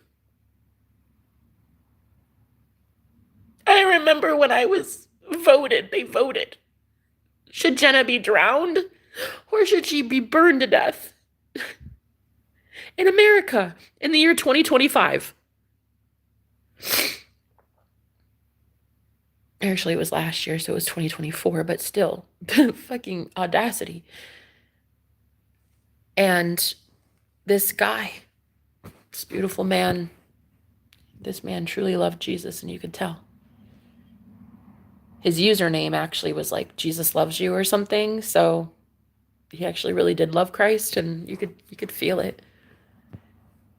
Here he is, a man with some sort of mental delay. And you could just tell everybody makes fun of him, you know? And in front of like 35 people, he chimes in and he says, wow, this is what we do to women now? This is what we do to people who just have a differing of opinion? Is this what Jesus would do? And he literally challenged the entire group. Even his best friend, the leader of the group, you know, this big macho Christian dude who's so fucking up his own ass. Yeah, he would challenge his own best friend on behalf of me. He would ask all these 8 moderators, he's like, are you serious? This is a Christian group. We are literally called Christ followers. The group name is Christ followers. And you are out here voting on a girl being drowned or burned to death. Are you serious?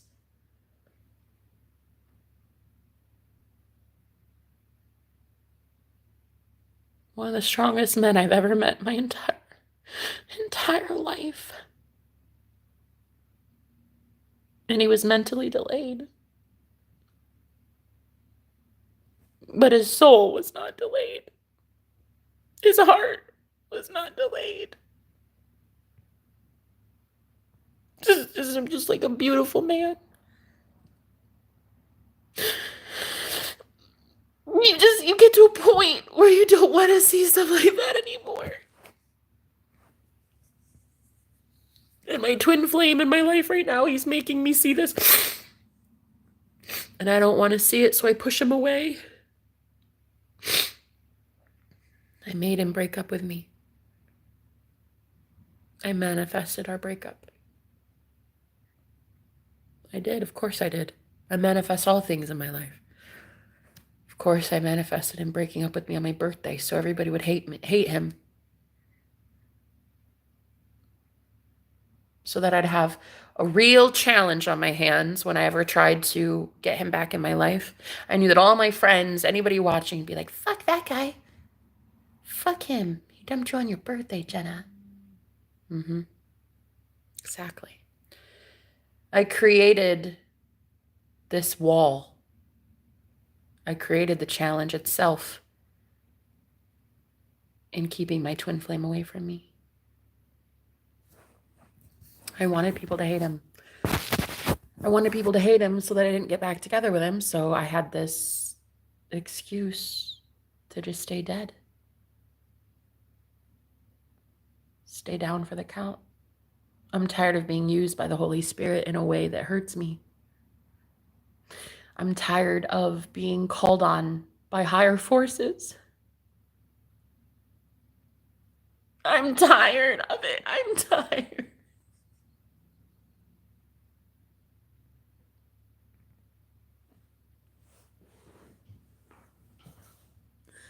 I'm tired. I'm tired of working for God.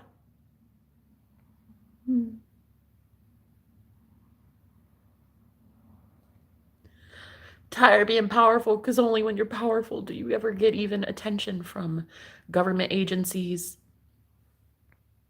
big corporations, cults.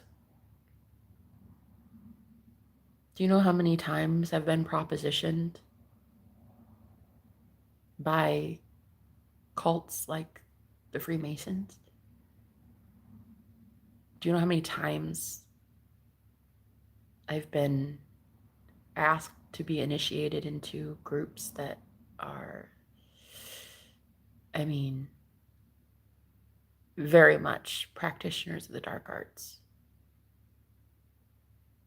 And I never bend the knee. I don't do it.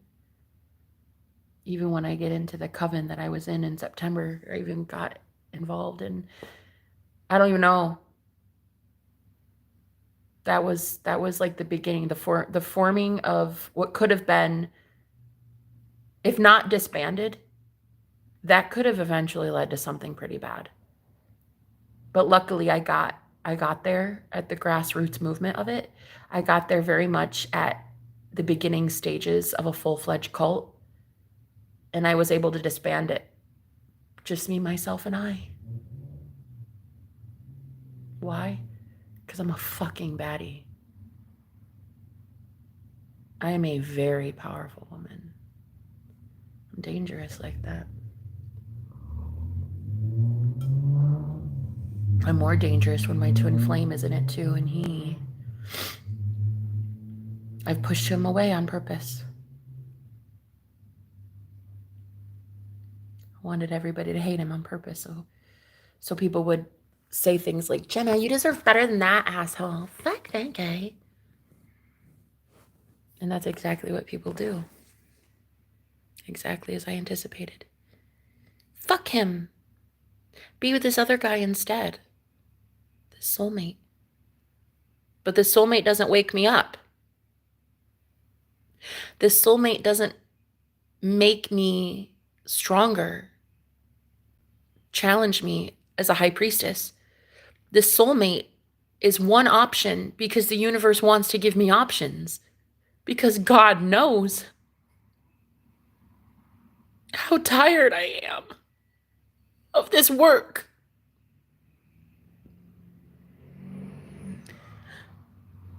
God knows that I'm tired of being a high priestess.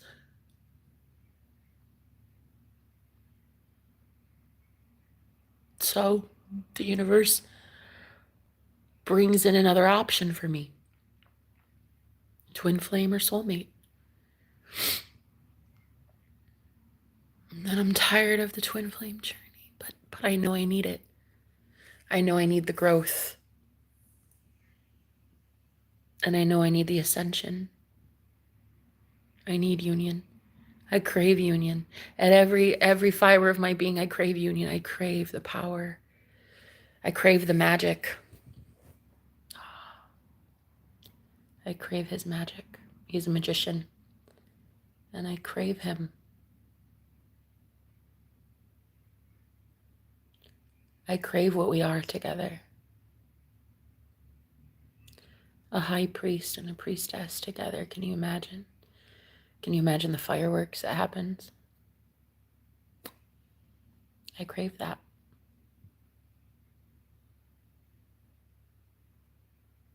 But the power, the magic becomes too much, and he mirrors that back. And he mirrors that fear that I have. And he even said it. He said it right before we broke up. He said, the magic is too much, and I can't do it anymore. I can't see this stuff anymore. It's starting to become its own thing. It's starting to become conscious. It's starting to become, we're too powerful together. And we need to stay away, basically, is what he implied, and then broke up with me.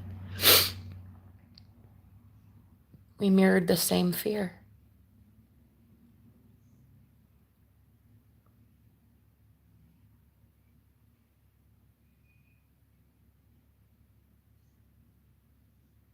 I'm afraid to have as much power as I used to have.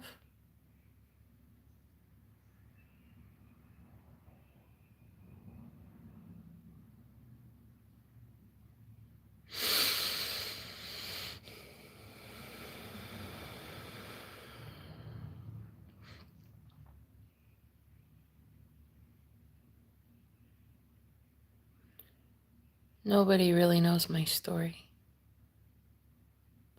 I didn't want my story to be known yet.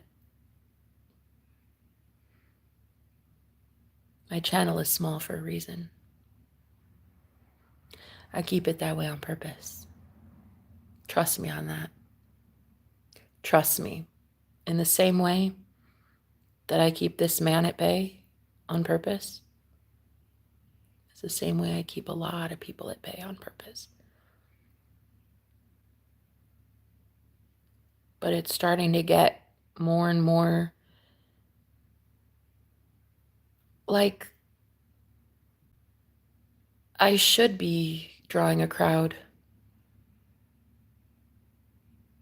People should know what the fuck I'm about. And if people want to come after me, they can. I've already been targeted. I've had dox threats, death threats.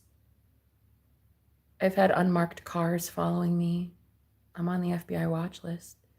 Technically speaking, I've already had enemies everywhere I go. And I haven't even been powerful yet. I'm hated this much and I'm not even flexing yet. That's what scares me. That's the real fear I have. I have this much power at rock bottom. Like I haven't even tried yet.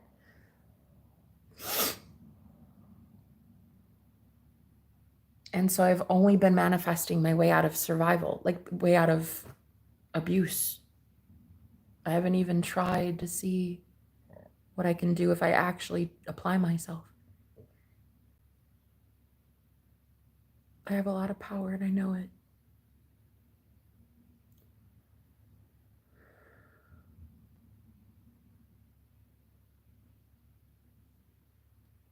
Most people look at my life and they think I'm a failure.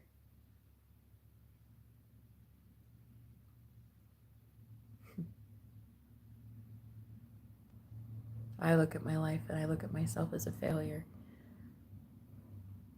But if I were to really stop for a second and look back at everything I've been through, I would know I'm one of God's strongest warriors. And sometimes you just want to give up and let the war consume you. You don't even want to fight back anymore. Just want to give up, you know. The war is exhausting and you don't want to be in it anymore. So you just let yourself be dead. You just let your enemies win. You let evil run the world because you don't oppose it anymore. You don't challenge it. You don't put people in their place. You just, and you know, I think that's what this guy is in my life for right now. He very much became a docile pushover, a doormat. One of the most powerful men I've ever met, and I have the pleasure of being with him. The most powerful, but yet the most timid. He reflects back that ferociousness that has been muted. He reflects back that powerful warrior that gave up.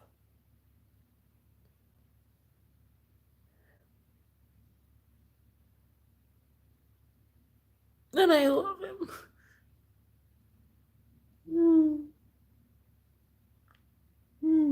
And that means that I want to see him thrive. I want to see him powerful. And he tells me all the time, because of you, I have hope. And I didn't understand why he would say that to me.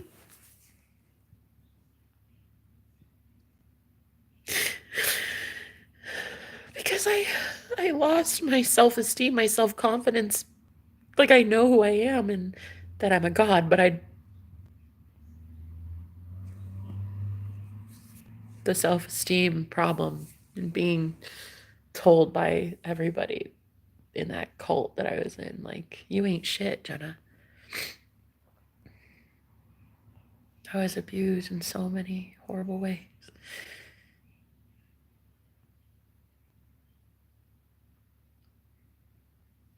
As a punishment, that man would take toilet paper from me. I didn't even have toilet paper at one point. Anybody who ever tried to get close to me, he would embarrass me in front of them. He would tell them embarrassing things about me. And one of the witches as well, she would tell anybody who tried to get close to me embarrassing things, just so that people would leave me alone. There was one strong one, though. Well, at least I thought he was strong. I don't know.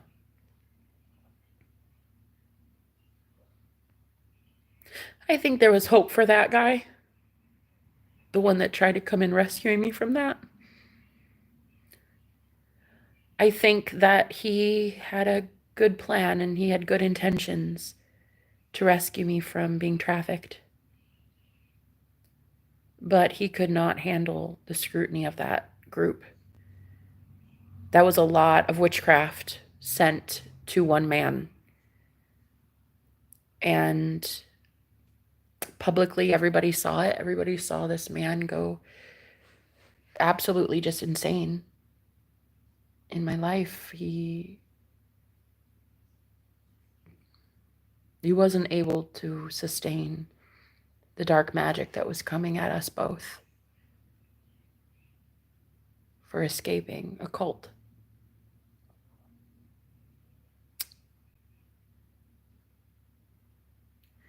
I think we almost stood a chance. But I'm glad that didn't work out because I met somebody so much better.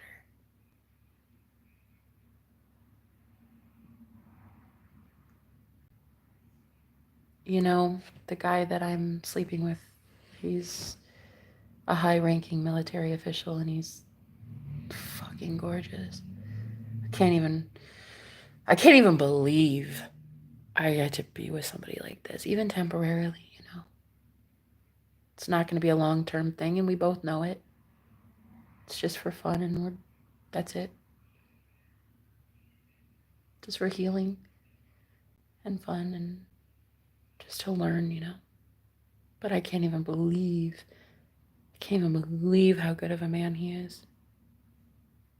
Like, what a high quality, high caliber man. He rescues me constantly.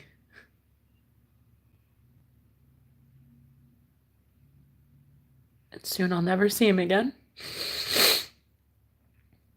Last night he told me, well, I said, yeah, no matter how sappy it gets at the end, no phone numbers. We're not exchanging numbers. You're going on your way and I'm going on mine. And he said, yeah, I think that's healthiest. I think that's good.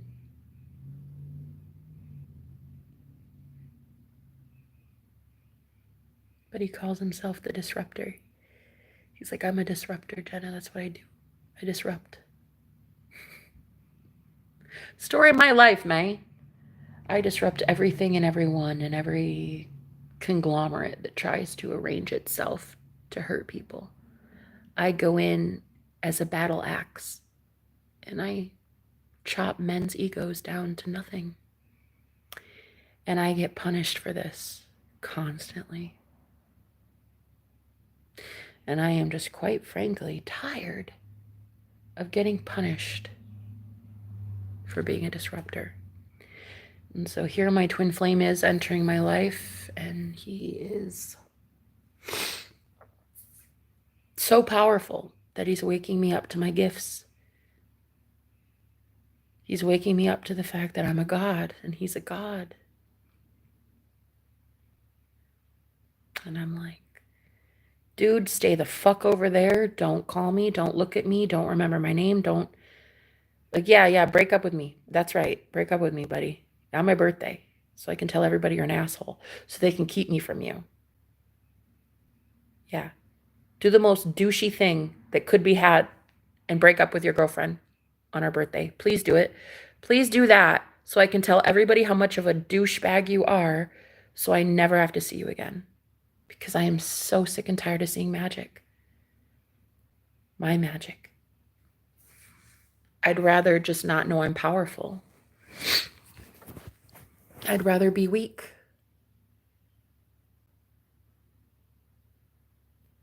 Because it doesn't get you hurt as much. But yes, it does. Oh, yes, it does. Because if you don't have your own power, your own sovereignty, you will become weak and you will have happen what happened to me. I was trafficked in September.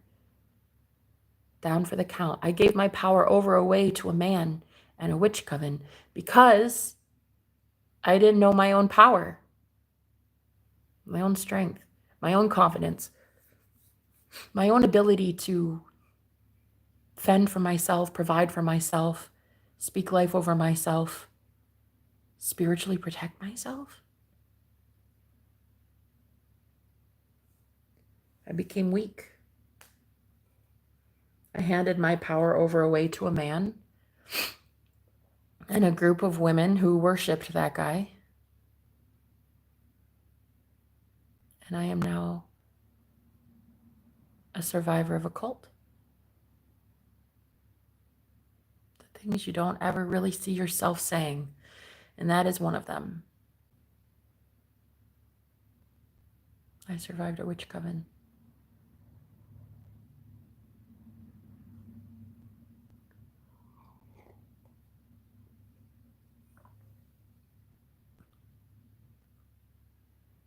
So today I turned off the comments so I could just hear myself talk. I don't even know who's in here. It says 11 people, but I don't even know. I don't know any of you. I won't be able to know who's watching me. That's okay. For 14 years, I've been leading people spiritually, and I don't know who's watching me.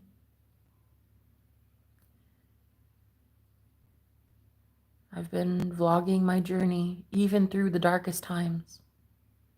When I was homeless, living in my car, in a shelter, going through breakups, being literally abandoned on street corners, just street curbs. Men I love dumping me on a street curb. Leaving my family behind because I'm too spiritual for them, and the bullies and the trolls on the internet that watch me. The death threats and the dox threats, and they've seen it all. The ones that have followed me up to this point have been watching all of it. And I guess deep down, one day, I want to be able to say that I'm proud of me for leading you in a positive way. One day I want to be able to say that I became so powerful in my own right that I ended tyranny. In a spiritual sense, a spiritual tyrant has fallen. And Spiritual tyrants all over the planet will soon be falling. One just recently fell this week. You know if you know. The point is, my twin flame is making me powerful again.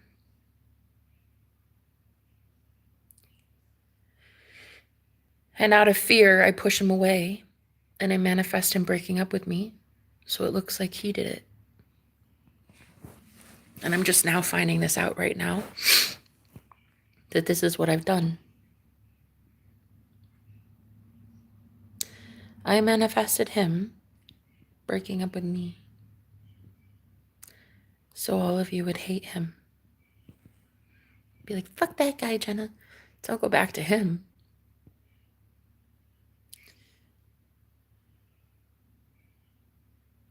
His only crime in loving me is that he woke me up.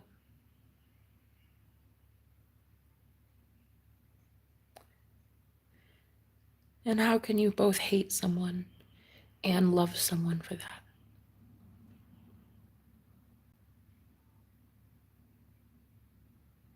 I hate him, but I love him. How? It's such a thin line between hate and love.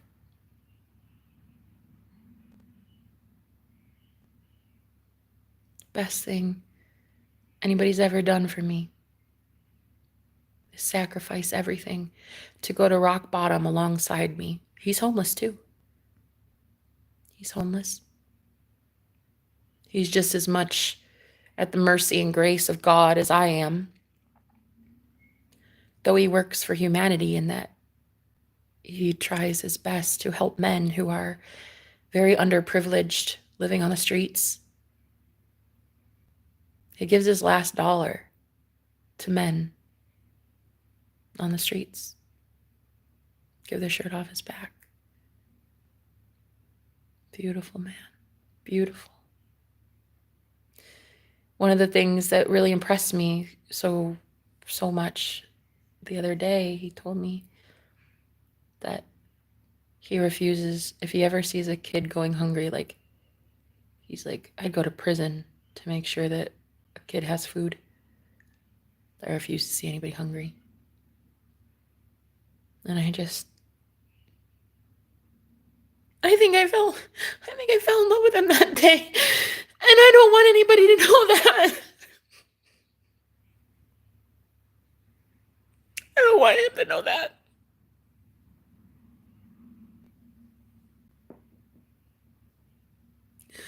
So when I started to feel that way, I pushed him away. And then he broke up with me.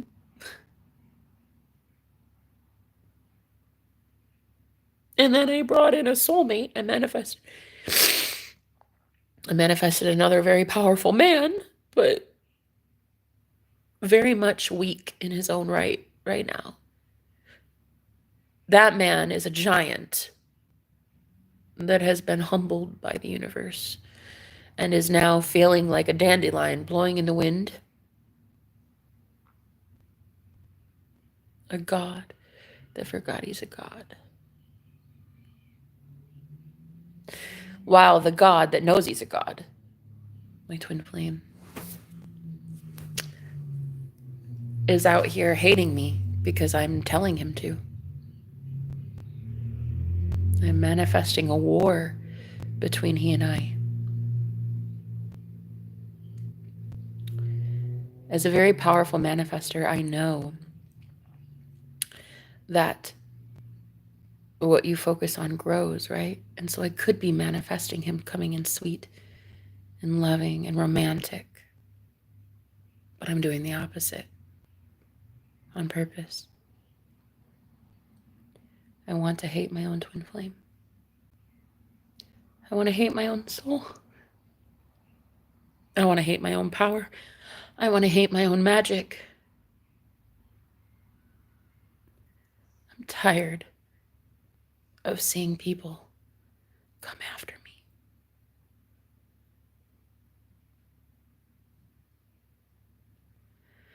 I'm tired of watching this 3D matrix hate me and hate the ones I love because I'm powerful. So I just normally walk away from loved ones to a point where I have no one in my life. They can't hurt me because I have 0 loved ones. No pets, no family, no friends. Nobody can hurt me anymore because no one is around me anymore. Whatever dark, nefarious forces exist on the planet, it was able to channel through all of my loved ones. My loved ones would be the first to persecute me.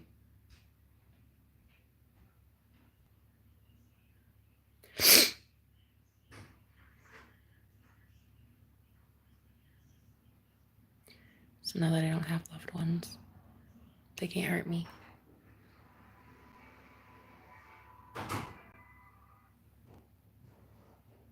But when it comes to my twin flame, I want to villainize him so bad. I want to hate him. I want to hate him for requiring more of me. I want to hate him for making me look at things. Oh no, I want to hate him for waking me up.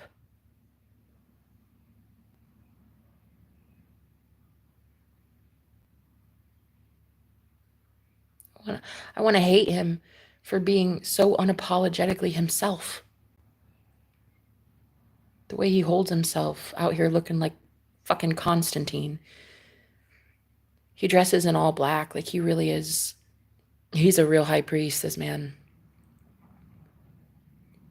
I'm talking the kind of high priest that people call when there's a funeral.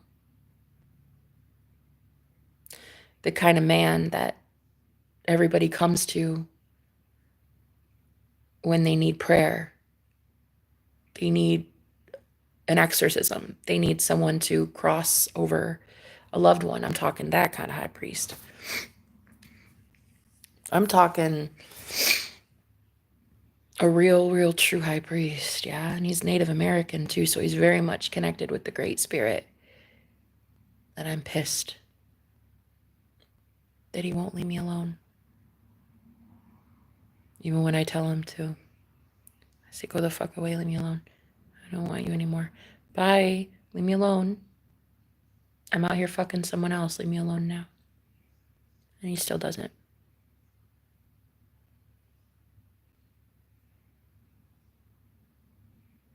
And at least right now, there's like this feeling of power, and I have some control because I haven't like truly tried to move on from him yet. I think what I'm deeply afraid to find is that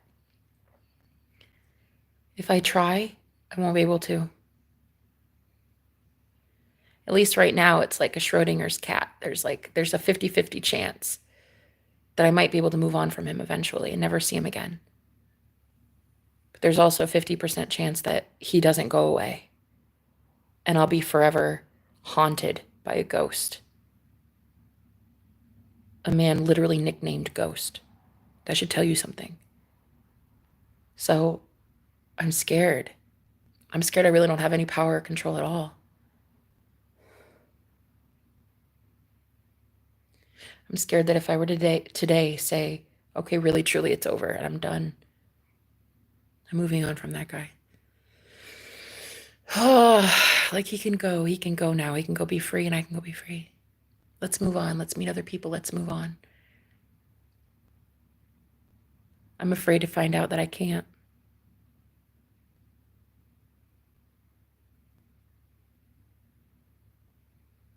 Or maybe I'm afraid to find out that I can. Maybe I'm afraid to find out that I shouldn't.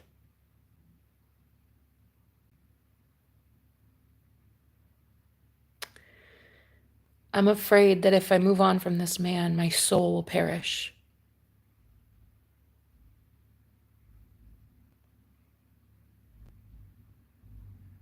that it is actually healthier to be with him than to be without him. And I think I'm afraid to see that I am so powerful.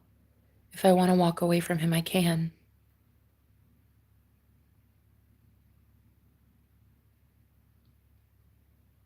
But that maybe I shouldn't have that power. Maybe I shouldn't be allowed to walk away from him because he makes me better, because he takes me to God, because he reminds me that I am God. Maybe I shouldn't want to not be around him. All I know is I made people hate him on purpose. I wanted them to tell me never to go near him again.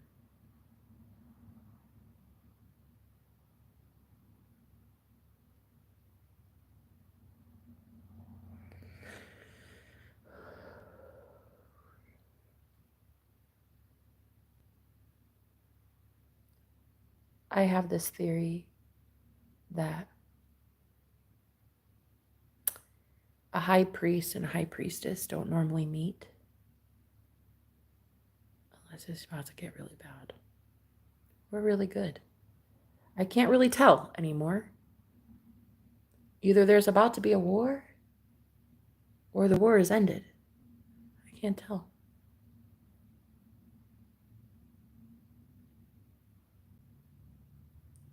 I just know people like us don't meet unless it's for a big reason. We don't meet and stay in union unless it's for a big, big fireworks show. And I'm not sure what it is, if it's good or bad. It scares me.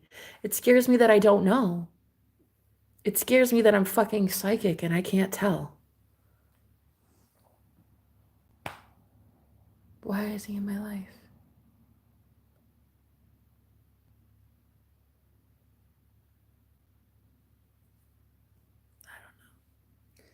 I don't know why. I think what scares me is humanity is about to see why. I think humanity is about to go what I've gone through for the last 14 years. I think humanity is about to see everything I've been through, and they're going to need some guidance. And I'm maybe supposed to leave a legacy of some sort. I'm supposed to leave people with nuggets of truth and wisdom. I think I'm just supposed to be a voice for the voiceless. And I think I'm supposed to represent a woman graced by God that can leave spiritual slavery. I think I'm supposed to be highlighting for people what it is like to have been so hopeless that you have been literally spiritually abused your entire life by one cult or a coven or something or other, a religious group, an order, and then show how the Most High God really does lead people out of that. But am I ready to really be looked at like that? Observed, scrutinized, watched, stalked, talked about, blessed?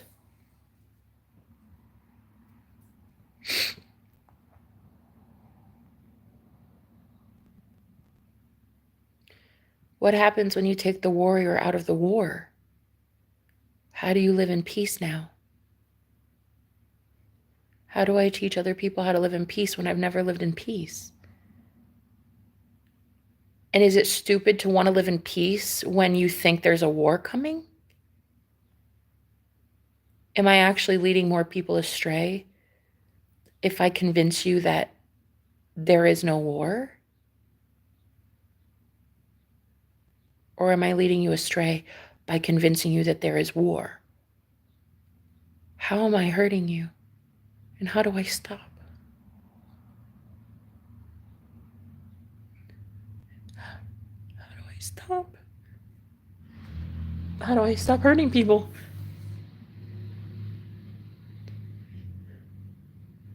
Because I'm looking at this very beautiful, gentle man in my life right now.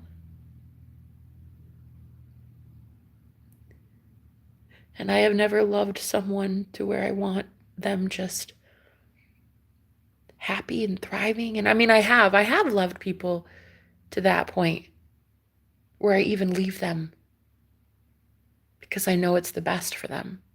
Same with him, like he's leaving in a week.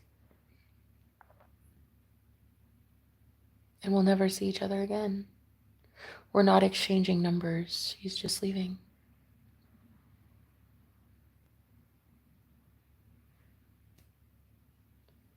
And I love him enough to let him go.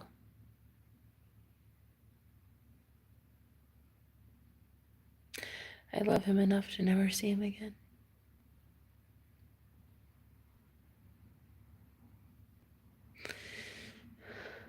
But can I say the same about my twin flame? Nah, I can't. I don't want to be without that guy. I need my twin in my life. I need him in my life, and this is why I'm not done manifesting him, and we're not broken up. I don't give a shit what he says. I don't give a shit what I say. I don't give a shit what the past says. I don't give a shit what friends say. I don't care about anything anymore but what I want. And I want to be with a powerful man because I want to be reminded that I'm a powerful woman. And I do not want to be overpowered for the man that I'm with. I need someone equally powerful. Otherwise, it feels like taking advantage. I can't be with a man who's at rock bottom, doesn't yet know his worth, doesn't yet know his power as a god, doesn't yet know who he is. I can't ethically do that.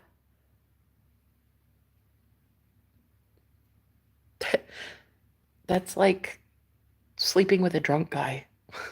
It's so not fair. It's taking advantage. I don't like that. I know who I am as a high priestess, and I deserve to be with a high priest. And in fact, I would dare say that the universe is going to punish me until I am with my high priest. I will not be able to be with anybody else that is not him for long. I'll be chewed up and spit out.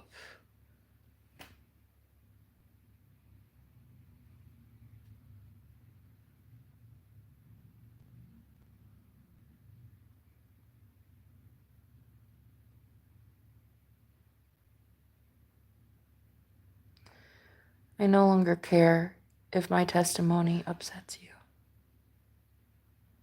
I don't care if my success burdens you. I don't care if what I talk about makes you feel uncomfortable.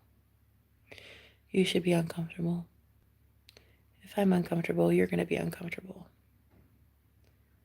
If I'm uncomfortable and I know about some things at a way higher level than this, then you're going to be hella uncomfortable at what comes next on this planet.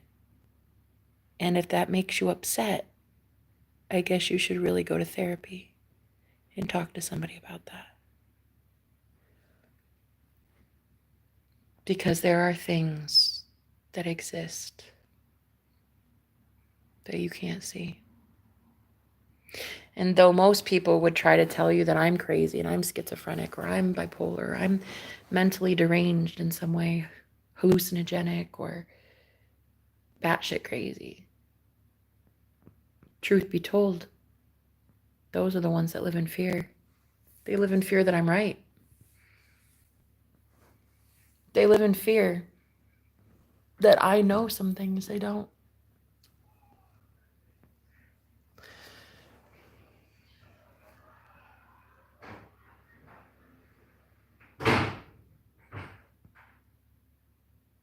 So if I have to, I'll leave behind a whole bunch of people that are just scaredy cats.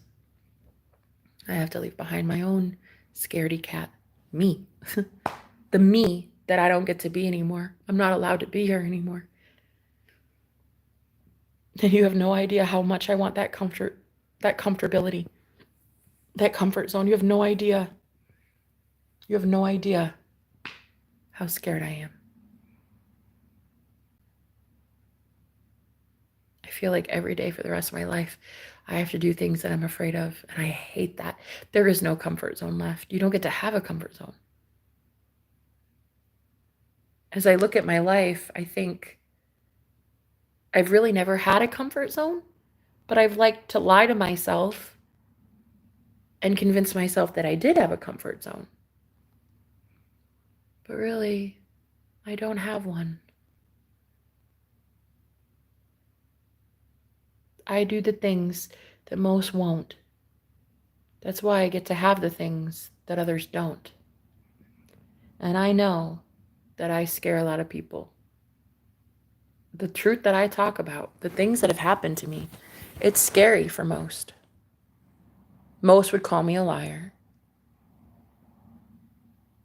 That's okay. That won't change my soul. That won't change where I'm going. That won't change my mission. That won't change the things I talk about.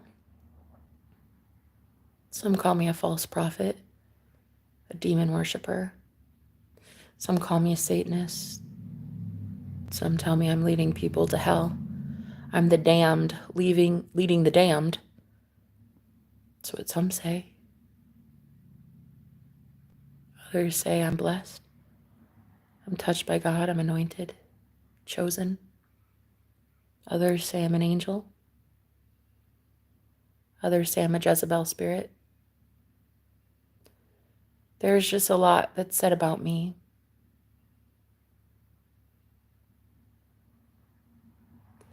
I really want to get to that point where the only voice that matters is my own. That the only one who can dictate who I am is myself. I'd like to get there one day. So far, I really give too much of a fuck. I really still care way too fucking much what people think of me. I mainly let myself believe that other people's judgment of who I am can affect my soul, or what I'm allowed to receive, what I'm allowed to feel, what blessings I'm allowed to get or not get. And dude, it just feels so liberated in your own power that you just tell everybody to fuck themselves. Fuck you and your limited belief on who I can be. Fuck you. Fuck you and your projections of me as a Satanist. Fuck you calling me the devil. Fuck you. Fuck every last one of you that says that.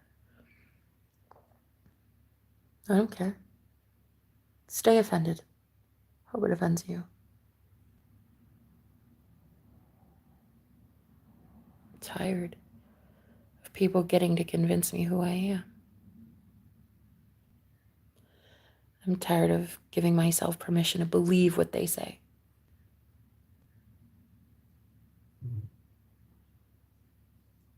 Do I worship the devil? Do I truly believe at my heart, in my heart of hearts, that I worship the devil?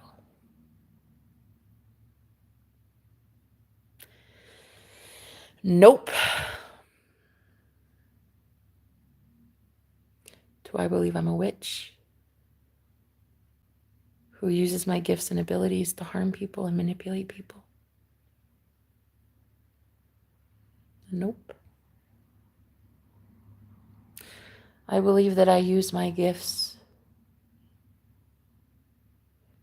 to excite people into awakening, to lead a silent revolution, to encourage people to be more of themselves and less of what other people told you to be.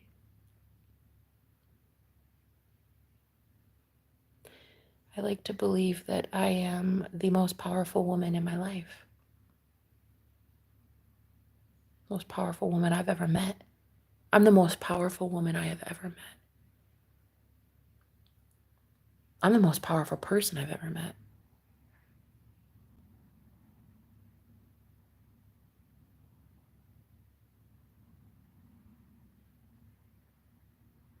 That wasn't until recently. I met my twin flame. I met my divine counterpart.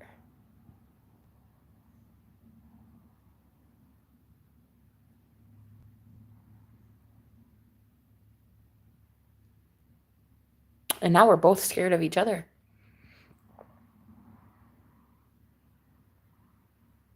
I don't want to hate anybody. I don't even like saying fuck you to anybody, to be honest. It's not really your fault. It really isn't. It's not your fault that you think I'm a Satanist. It's not your fault.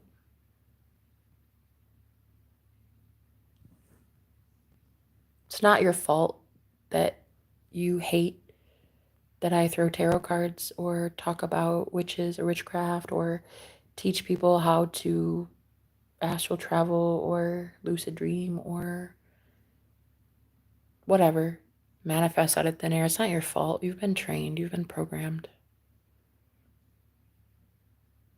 I love you. And I'm sorry for even saying fuck you. No, really. I am actually.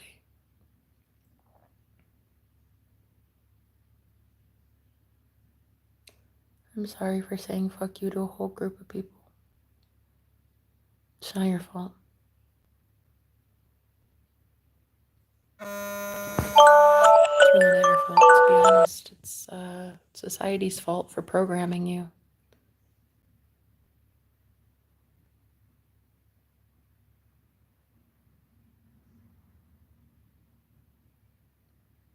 I shouldn't even really be that angry.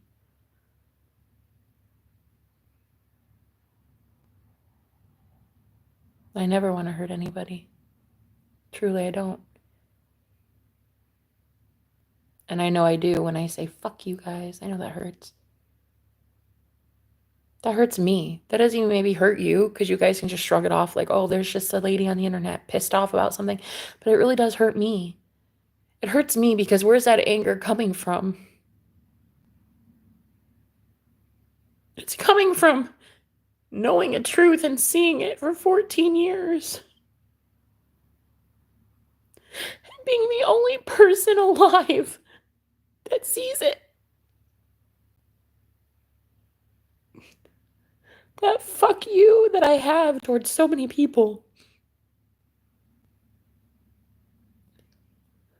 It's really just displaced anger that I had to awaken on my own by myself. And when there were big truths being shown to me, like 2019, for instance, or the Mandela effect, or the way I can see through the veil, and what death is, and death isn't permanent, and those truths that I had to learn by seeing by myself. By myself.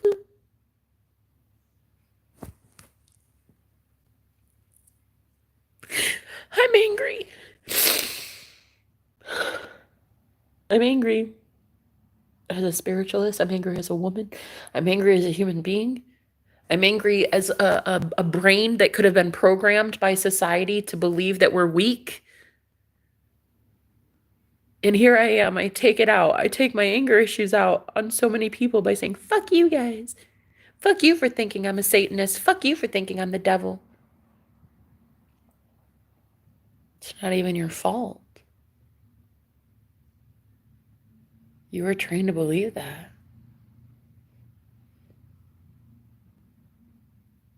It's okay. It's okay that you think I'm the devil. It really is. I promise it is okay. I'm not, but I get why you would think it. Maybe I do have some devilish tendencies anymore. Maybe I've seen it. I've seen how the devil blesses people, you know? So many evil turds out there getting blessed by the devil constantly. Really, I mean, you see it all the time. You see it constantly in the way that assholes at the top never get sat down, never get reprimanded, never get karma, never get fired. You see it. You see it. So, I mean, is it any wonder that eventually we see this? We're programmed to believe that evil cruelty that goes unpunished, like, there's rewards in it. You get rewarded for being a dick, you get rewarded for working for the devil. Well, I mean, that's the truth. You do. People do all the time. Like, that's a thing. However, people also get rewarded by good. People also get rewarded by divine forces too, for doing good shit as well. For being good, for being ethical, for being honest, for being upright. But man, does that hurt. That is like going against the grain, and the blessings for that hardly seem worth it. What blessings? It mostly leaves people penniless on a street corner or on a park bench, homeless, or living on their parents' sofa.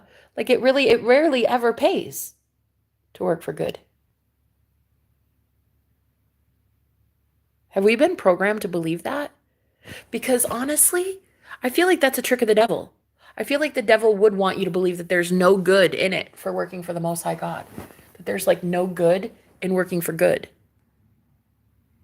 I feel like that would be a strategic thought placed in your mind by dark forces. Oh, yeah, God can't bless you as much as I can. Come to the dark side, Jenna. The light side doesn't pay your bills. Yes, it fucking does. If it were up to the devil, girl, I'd still be living I'd be living in my car. I'd be living on a park bench. If it were up to dark forces, I'd have so little money I wouldn't even have a toothbrush. Like technically speaking, the devil does not want me to thrive. So yeah, wow. Dark forces have been running rampant on this planet, and has helped some really, really nefarious characters get their way to the top. There's also those at rock bottom that are good and filled with light and full of love. And those people will also, I believe, someday be at the top. I don't know how, and I don't know what kind of war it takes to get them there. I don't know. But I really do think that good, honest, loving people also will one day be at the top. Is it stupid of me to believe that? Maybe. I think this is what has me so alone on this planet. I try to convince good men of this. Oh, you'll be doing very well one day. Your business will take off again, and your love life is going to be healed, and you're healthy and all that. I try to promote the good ones. And I try to show them what they can be at their top timeline, at their best timeline, you know? Their best self, their best version of their best self.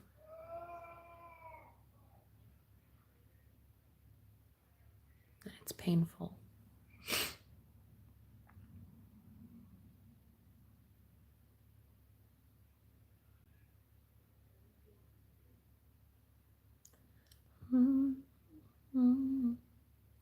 You know, it's really strange. Somebody in here must be smoking, I bet. Because I feel high right now. I feel buzzed. I'm not smoking, but I feel so high. And I wonder if it's just because today it's a day all about me, and I'm not listening and being interrupted by a million comments and stuff and haters and trolls and whatever. I just get to talk, and I just get to share my story. And if anybody listens, great. If they don't listen, great. Like, it's just me. And I just feel good right now. Buzzed. I feel high.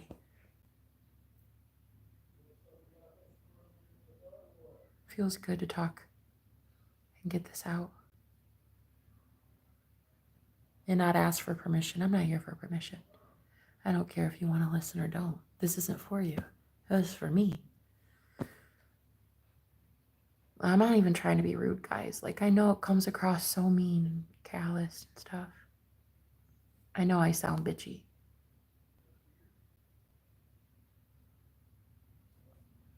I'm just sad.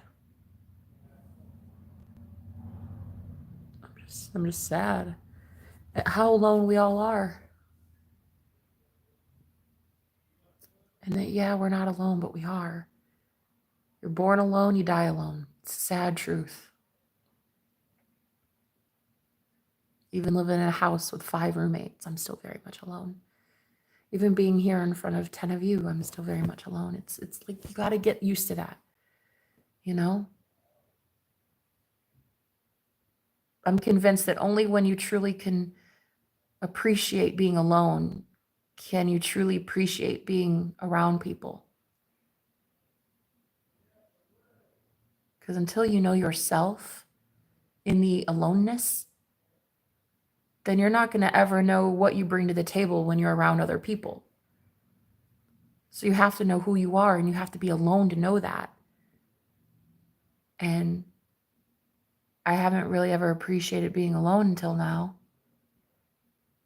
It's like, because I want to be in twin flame union, I want to be with my boyfriend.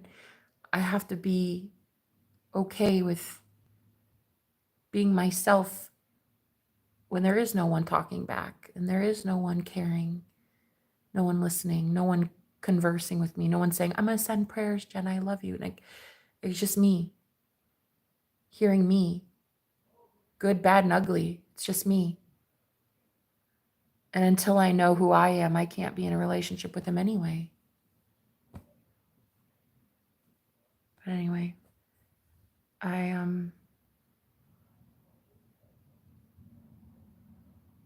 don't know. I feel like I could talk so much longer than this. Like, actually, I want to. Because last night, the guy that, my roommate, we're very much, we like each other a lot. And I realized when he had his door open, I came home from the walk. I went on a walk about 10 o'clock at night, and he was supposed to already be in bed. He told me, he's like, well, I'm going to bed at like 9:30. And it was like maybe 10 o'clock, 10:30, something like that. And I came home, went into my room. As I was trying to get into my room, I saw his door was open with his light on, and he was just pacing back and forth, cleaning or something. And I was like, oh, hi, you're not in bed? And that's when I knew. He was concerned for me. And he was making sure I came home safe. That man really cares about me. He really does. I think that man really loves me. He was there about a half hour, and we were just talking. He was letting me talk about everything. I cried. We hugged. I yelled. I punched the door. I was like, I'm just so mad. I'm just so angry. I couldn't believe that somebody genuinely cared. This is the same man that came outside during a tornado. Just for me. Just to make sure I was safe. He doesn't know me from Adam. This guy, I don't know why he cared. I don't know. Don't know why he still does. But we agreed last night that no matter how emotional we get, no matter how sappy it gets, when he leaves, because he's checking out in like a week or 2 or something, when he leaves soon, we're not exchanging phone numbers. It was really tough to discuss. We knew that we were just a hookup. We were rebounds. We knew it. But to hear both of us say, like, yeah, no phone numbers. Yeah. Yikes. That is like, wow, that's official. That is like, really, I will never know you. I will never meet you again. I will never talk to you again. It's a lot. That's a lot. to go into it knowing that you're supposed to invest in this person, you're supposed to love this person, and I'm intimate with him too. So to know that there is someone who cares about you and you care about them, and then to love and lose. You know that saying, it's better to have loved and lost than to never love at all? I don't know. Here I am loving this guy and he's loving me, and stupidly going 100 miles into it, 100 miles a minute, knowing that we're not going to see each other soon. It's kind of stupid, maybe. Reckless, stupid. But it doesn't matter. It's what I'm doing, and I'm happy that he agrees with it. I'm not the woman to chase, and he's not the type to stick around. So it'll be good when it's over. It'll be good when it's here, and it'll be good when it's gone. But yeah, my real twin flame, though, he's waking me up to my power as a high priestess, and I'm pushing him away because of it. I'm replacing him with a soulmate. And that is not what I want. I really don't. I do not want to ever again be with a soulmate. I don't want to. I divorced a soulmate in 2019 because I didn't want that vanilla, cushy life. I didn't. I wanted to be challenged. I want to be challenged. I want to grow as a soul. Then what the fuck is the problem, Jenna? Then what the fuck is the problem? You're afraid of your magic. You're afraid of what it's becoming. You're afraid of getting what you want. You're afraid of seeing power. You're afraid of seeing your own true power. But what you're really afraid of is being persecuted for that power, being killed for that power, being sought after for that power, being stalked for that power, being tormented for that power. It's not really me being powerful that I'm afraid of. It's what will happen to me if I am truly powerful.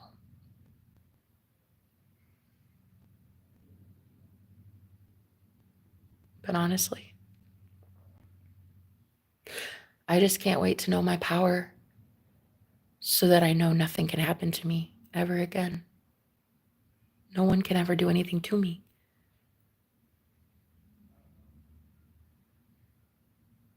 I think we're all afraid of our power because we're scared of being hurt for it. But I really want to show people that when you truly know your power and you claim it and you own it, no one can do anything to you. True power, true liberation, true sovereignty.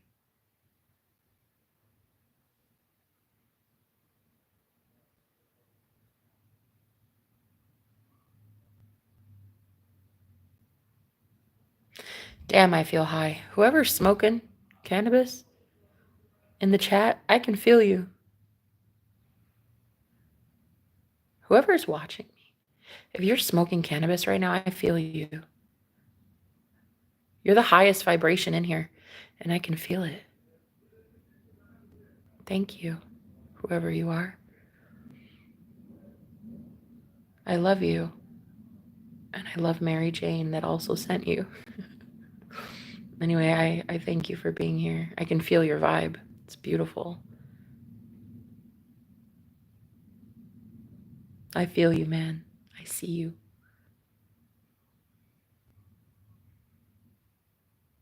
I promise I'm not giving up. I don't think I can. I think I want to. I think I'm begging to give up. I think I'm begging. Just leave me here. Just let me die already.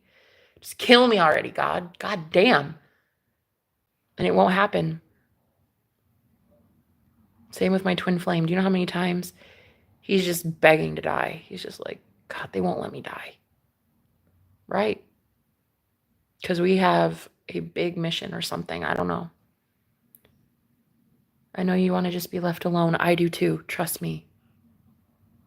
But humanity is on the brink of some sort of warfare that it can't come back from. And we need a lot of people like ourselves.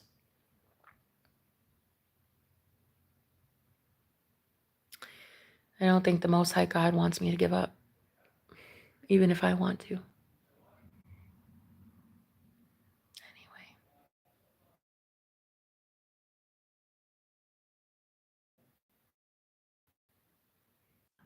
Oh my gosh, it said reconnecting, reconnecting, reconnecting.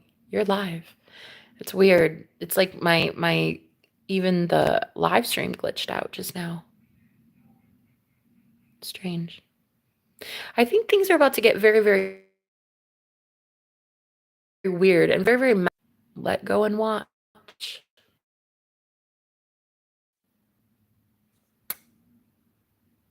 All I can do is hope that we aimed correctly when we used our magic. I hope we all loved love and spoke life. Because whatever's coming in, it's what we're owed. We are about to reap what we have sown. We are about to get what we are owed. And I just hope I hope to God Almighty that all of you gave a shit. I hope you gave a shit. Because I'm pretty convinced that heaven is closing its doors. And some of us made it, some of us didn't. I hope we all got it right. I don't think we get a choice anymore. I think we are being carried by the universe. I think we are being just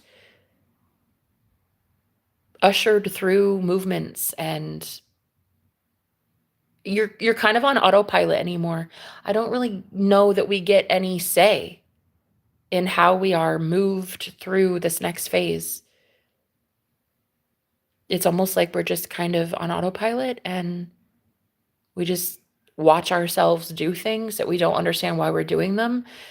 And for some, it's going to feel good. You're going to love what you see. And then for others, you're going to watch yourself do things that you have no idea why you're doing it. And it's going to feel like demonic possession. And you're going to see yourself do some stupid shit. And there will be consequences for those things. You were supposed to get it right.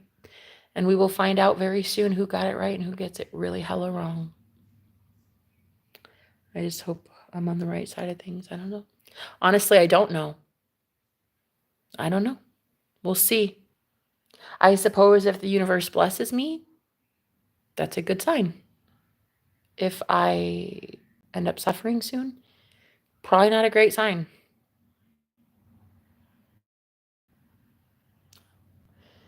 We're going to see where it all lands, I guess. Anyway, I love you guys, and I'll talk to you later.